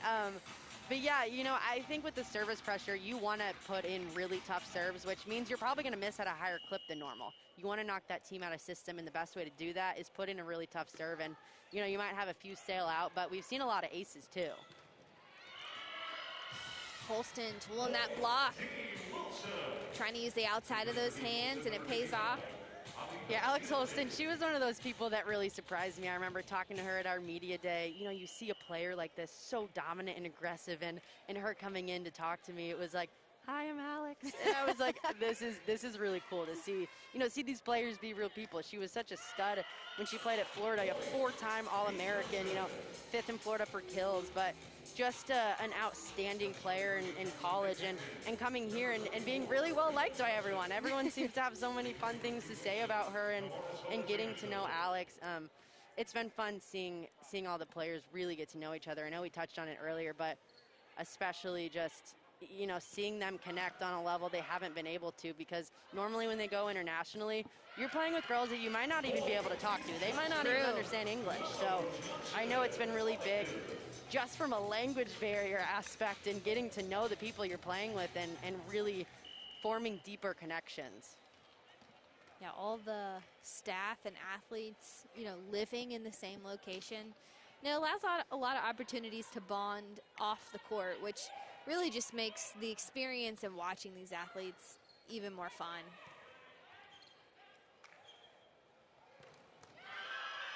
Big block from Blue. Team Johnson's stepping it up this set. They're up 6-3. I think it's their first lead of the entire match, actually, so forcing that timeout from Team Wilson over there. But I mean, regardless of them being down in the match, they've been really fun to watch too. We touched on Cassidy Lickman earlier, but I've really enjoyed watching her leadership and especially that back row play. Been fun to watch. You see Valerie Nickel right there getting really excited about that big block. I love when the setters get up there for the big block. Yeah, that and I think one of my favorite things to watch is watching a setter go up on a joust against, a really tough middle. Someone like, say, Ali Bastinelli. Even though you might have a better blocker, I'm always going to pick the setter on those jousts just because I know they want to win that more than anything in the world. The question we missed from the chat a little bit ago, is there a setter that you really liked watching or liked being able to see in person or personality-wise so far? Yeah, I really like Kaylee Manns. She's playing for Purple right now, and she came in to talk to me for a little bit during our super shoot. She was so funny. I was cracking up during the entire interview. I had to hold my mouth because I was laughing so hard. She was very, very funny. A really successful player at Iowa State. Has played in, I believe, 8 different countries, and just such a well-seasoned setter and player, and really leading that offense on the Purple side. But yeah, I'd really like to kind of get to know her, talked with her on the breakfast line a little bit the other day. Love that. Also just getting to want to know me, which is really cool. These players I've been watching for so long, wanting to know my name, where I play, and all of that has been really, really fun. So I've enjoyed getting to know Kaylee Manns and yeah, a few others. Are there any setters that kind of stand out to you? I got to know Samantha Seliger-Swinson a little bit in the preseason. She was on an episode of Athletes Unplugged with her fellow Gopher, Molly Lohman. Played a little game to see how well they know each other. Very well was the result. They got almost no questions wrong. But she's been really fun to see how she just kind of is able to bring out the best in her hitters. We saw that a lot in the last match. So she's been a fun one for me to watch and to get to know. Such a good setter. I mean, when she was at Minnesota, she led that team to just absolutely incredible seasons. They have been a team that's at the top of the NCAA every single season. Doing really well this year without her too. But I mean, man, Sam Seliger-Swinson is an absolute beast, and it's been fun watching her thrive in this environment too.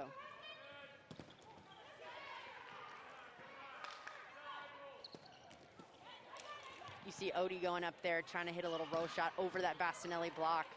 Great dig by Dolly. Back to Odie again. Can't get around the block this time. She's there. She's big. She's big. We don't have stats in front of us, but I will tell you that Allie Bastinelli probably has so many points. I want to from stuff know. blocks. I want to know. I think if there's a AU all-time leader in blocks, she would be at the top of that. She's on her way there. Yeah. Good movement from Erin Fairs on that pass. Leading to the kill from Willow Johnson in the back row. We talked about it a little bit earlier, but that lefty swing is hard to defend. You know, it comes at a different angle, especially she's hitting, you know, a thumb down shot there and making it really hard on those defenders. But really good set from Valerie Nickel, using her in the back row. Just the way that she was able to orient herself in that shot to just put the ball where the defenders aren't at. That's a tough one to get back from. Gets pegged back straight there, at you. Giving her one to try to defend. Okay, Emily, what is your favorite set to see executed? I love a good slide. Me too. Okay, that's gonna be my answer. I absolutely love a good slide. I think, you know, we've seen a little bit of Taylor Sambothi, but she hits an absolute, just incredible slide when it's right there. It's also such a hard set for setters to make. It's a really quick back set. So if the timing's off even just a little bit, you know, the middle usually tips there, hits a roll shot. But we've seen a lot of good sets from Valerie Nickel on the blue team over here of, you know, finding Taylor Sambothi on that slide. I'm sure we'll see it in a rally or so. But we got Val up there, we got Taylor up there, so I'm sure we'll see a slide or two coming soon. And like I said, Taylor Sambothi hits them so well. So if you have a poster child for how to hit a slide, Team Blue right now.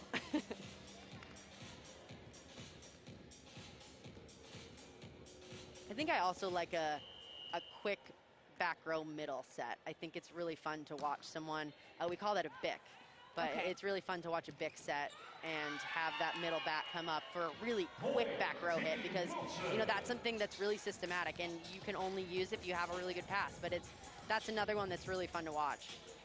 To me, some of the defenders that have been so impressive is maybe not always their opportunity to get the crazy digs, but to put up great sets with a bump pass from the back row and not using their hands. That has been so cool to see and watch the hitters execute.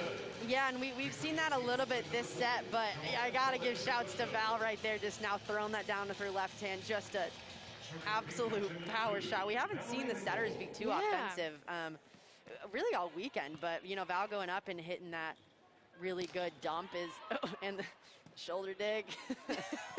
We've had a couple face blocks. You know, everyone's using their whole body to dig balls, and it's really paying off. You know, I talked about this a little bit earlier, but I think my favorite play from yesterday was Jordan Larson taking a dig off the shoulder, perfectly land on the other corner of the other side for a kill, and just watching her reaction after that. The players are using every part of their body to use on those digs. Love to see this angle from Erin Fairs, just being able to get above that ball.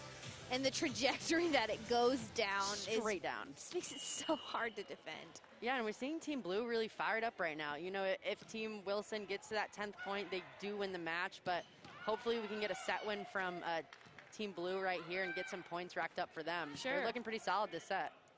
30 points for the set win. Doesn't hurt. There we go. Sambothi again. Giving it right back to him.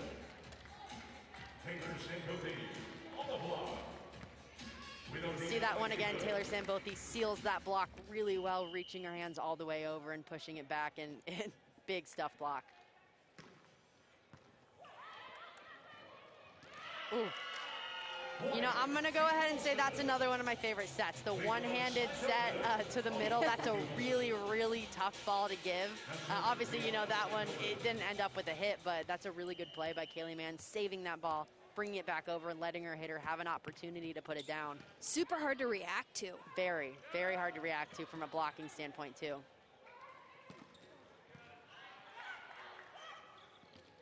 There it is again. Just hard to be able to be in the right place, be there for the tip. Yeah, and we're seeing a lot more middle production from both sides right now, and that's a testament to the good passing we're seeing. But these setters doing a really good job of feeding their middles, trying to get a more balanced offense. is something that, you know, we talked about, especially the blue team needing to do, and there we go. We're seeing a little bit of a reversal. The blue team really keeping purple out of system. Nice dig, and really incredible dig in that seam. Oh. Libero's really showing out this point.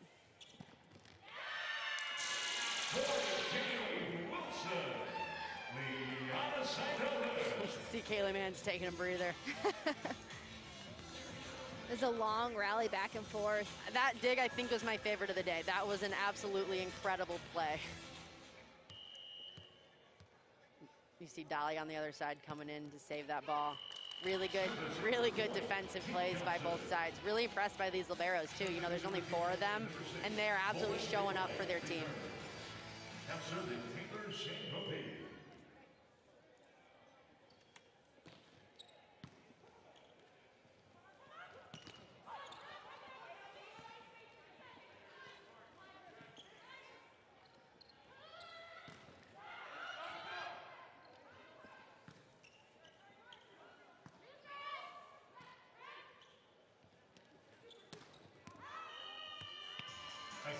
Good follow by Kaylee Mann's there, following that ball right to the line, making sure that it doesn't go in and stopping.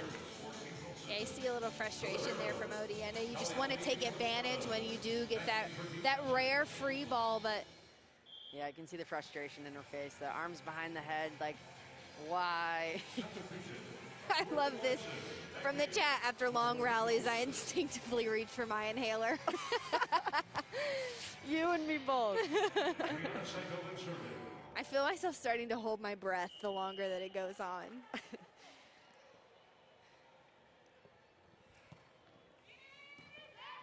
Yeah, we're seeing after these long rallies, both sides are a little slower to get back to their positions, just taking a breath. See if Wilson can capitalize on that free ball. Opposite set. The tip right there. Alex Holston, you know, using that high volleyball IQ, tipping the ball, had a pretty good set there. Could have ripped it, but seeing that no one was open in that middle of the court and just placing the ball pretty easily right there. You see that libero, Dolly, a little bit just too far back on that defensive play. Strategic block, though, right up in front of the 10-foot line, so it's a tough one to get to.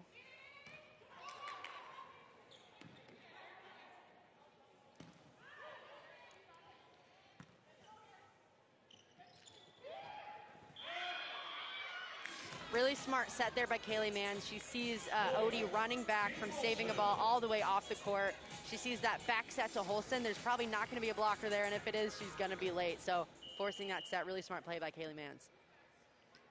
Wilson's come back to take the lead here in the 3rd set.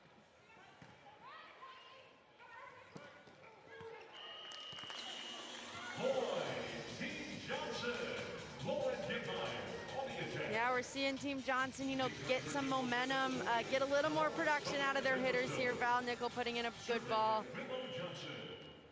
Getting some energy to that blue side, trying to, you know, get those 40 points on that set win.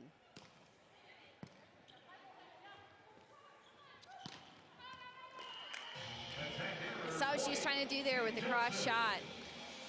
Yeah, you know, on that shot, those blockers did a really good job of setting up to where that's the only shot Larson had to hit. She had to hit a super hard cut shot in order to get the ball in, but the way the block was set up, she wasn't able to find the court. So although that wasn't a block for blue side, really good job by their block, setting it up and forcing Larson to make a really tough swing.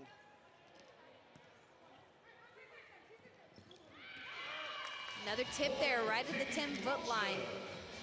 You know, we saw purple coming in with hard attacks, tooling the block, sometimes even going over the block in the first 2 sets, but now it seems like they're taking more of a crafty approach.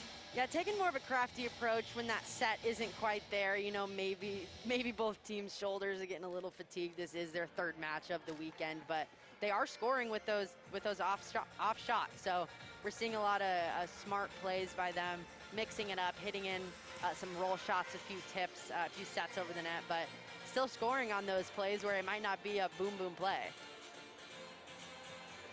Okay, we see 4 in the chat calling for Shayla De La Cruz, Larson front row. Y'all, it's just not fair. I know you want to see it. It's just not fair. I mean, I want to see it too. I'd love to see those, you know, big, high-profile people up there competing with each other. Hopefully we get to see some teams like that down the line. The server for Team Johnson.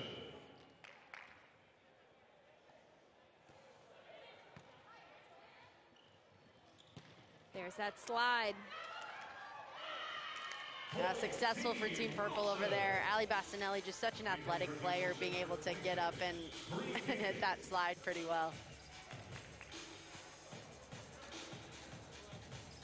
The way that she was able to read the block, see the middle kind of slowly falling in, to be able to reroute that ball, that is just so impressive to see the quick decision making. That sometimes it's really not how hard a ball is hit, it's just that instinct decision of where to put it that makes it lethal. Yeah, and that's what makes most of these players so good is, you know, yes, they can hit a ball really hard, but they also know exactly how to hit it and where to hit it. And that's one of the reasons why you find success at the professional level isn't necessarily who can hit the ball the hardest, but who's the smartest.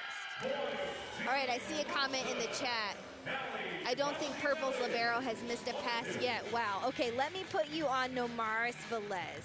She's played on a few different clubs in Puerto Rico. She was the best libero at the Challenger Cup qualification in 2019. And she, while being a volleyball player professionally, is also studying to get her law degree. She does it all. I just want to know how she balances that. Get you a girl that does both. Come on. And you absolutely found that. And there's so many players that, like you said, have done so many cool things other than volleyball and off the court, and I feel like that's what makes Athletes Unlimited special. You know, you have so many players from different places, and you know, people like Noma coming in and just being good leaders for the team, and like someone said in the chat, not missing any passes. Yeah. And when she is passing the ball and serve receive, pretty much a dime every time. She's going to be one of our Athletes Unplugged guests. You'll get to know her a little bit better this season. Okay, this one's going to have to be a guess because I know we don't have these stats yet. Who do you think has the biggest vertical of all the players at AU? I have my guess. I want to know yours. Vertical. You know, I think after watching all weekend. Okay, wait, let's say it at the same time. Okay, 3, 2, 1. Taylor Morgan. Okay, good guess. Okay, yeah. We're going to the shorter hitters because we know they have to have a higher vertical. Yeah. Taylor Morgan, that's a really good one. She gets up there. I think I went with Erica Wilson because honestly, I think her hang time is just incredible. You know, she's number 32 in this match if you want to watch her, but every time she goes up to hit a ball, I swear she goes up there for a minute and does not come back down. Are you a Game of Thrones fan? A huge Game of Thrones fan. Okay, do you think like Ali Bastianelli looks like Arya Stark? Totally. I've actually thought that before. Yeah, much taller than Arya Stark, but yeah, Ali Bastianelli could, you know, play an older sister maybe if the Starks had another kid. Chat, y'all are cracking me up today.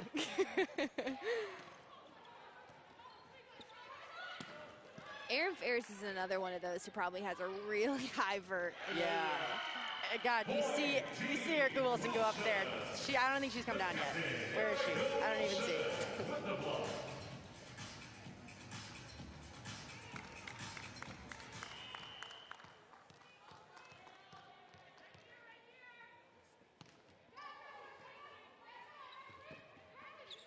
Team Wilson still putting just a ton of service pressure on blue, making it really hard for them to get good passes.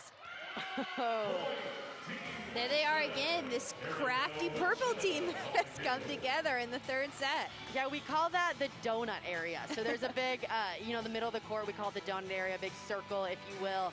But that area you can see right there is completely wide empty. open, yeah. Wide open. Erica Wilson does such a good job of, you know, using her vision and seeing that, and just gives a little touch on the ball and easily falls. Team Wilson, 19-16 lead over Team Johnson. Here's we're finishing up the last scrimmage of today. The next time we'll be live on broadcast will be for the first AU Pro Volleyball game. Yeah, and that match will bring to you on all our live streams, Facebook Live, YouTube Live, Twitter Live, and then Savannah will actually be hosting another Twitch broadcast for you, and that'll be on Saturday. Y'all come back now. I want to hang out again.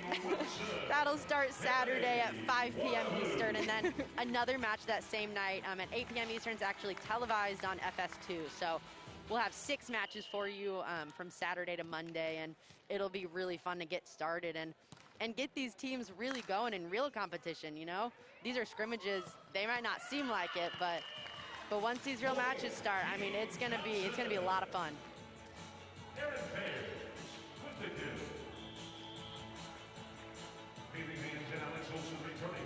Aaron Fairs, the line shot. The way that she is able to just have so much control every time she goes to the net is so much, sometimes more impressive to me than power and speed. I agree. I mean, we keep talking about it, but that volleyball IQ has led her to be one of the best players in the gym. Okay, here's a great question. When real matches start, is it the best of 7? So no, we're going to stick to this 3-set format all season long. So every game you watch will have 3 sets, regardless if it's this situation where Team Purple came out and won the first 2, we'll always play the 3rd set. Oh, talking about the lineups, not the sets. Gotcha. Thanks for the clarification. I think we're about to see a challenge here from Team Blue. Aaron Fairs, you know, took a really big, hard outside swing. I think she thought there was a touch on that ball. Let's see what she sees. You know, you're looking for maybe a misdirection of the ball or a finger going back from Bastinelli. Didn't see anything there, but we'll see what the refs can see on their cameras. I think if I had to call it, I'm just gonna call it out. It doesn't look like it really touched. Oh, I am mistaken, and that's why they're good at their job, because they see all the different angles and probably saw, you know, a finger bend back or some misdirection there. But a good challenge for Team Blue is now they're within 2. Yeah.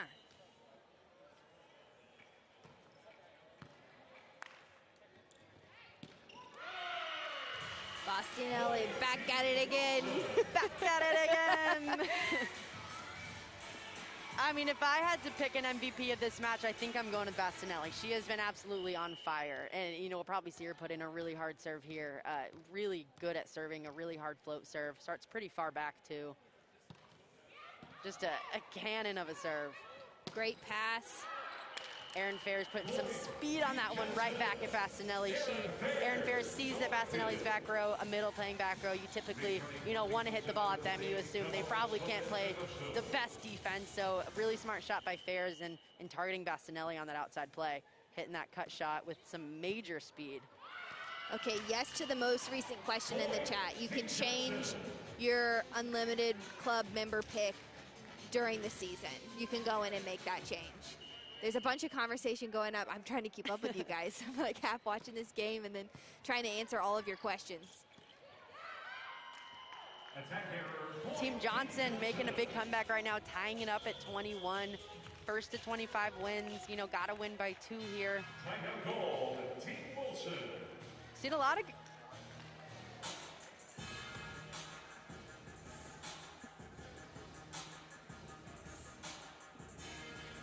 Savannah, so what's one of your favorite parts? Let's go back to softball season. What was one of your favorite parts from softball season that could maybe be transferred over here to volleyball? Totally. I loved watching the team names unfold.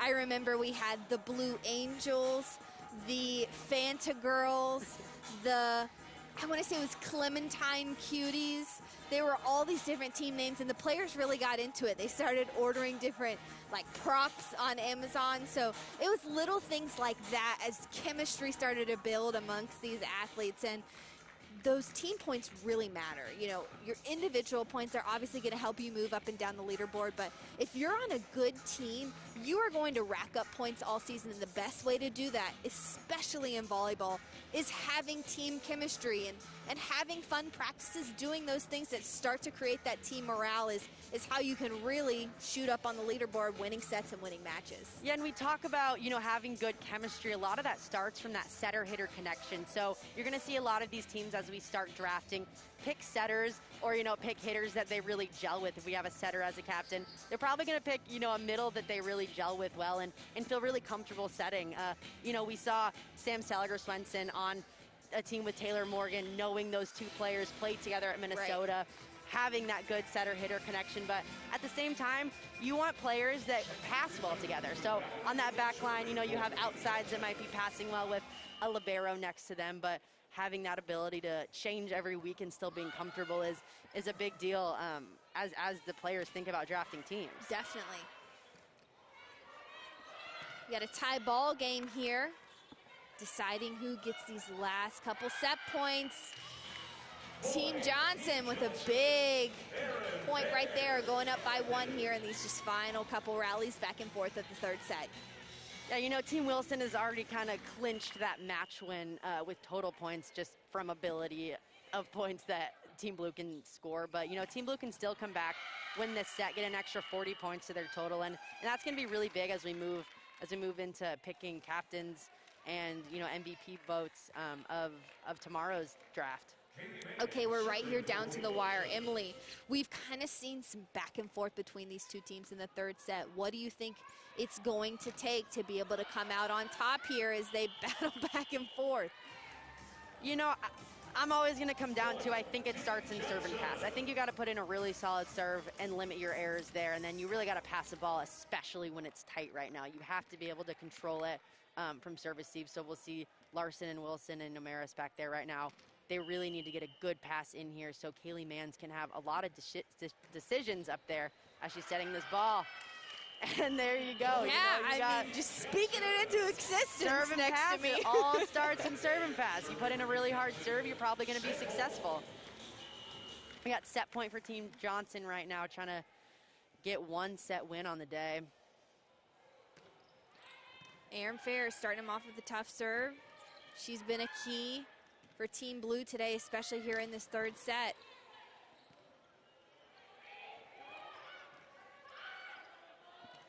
Great read by the blue back row.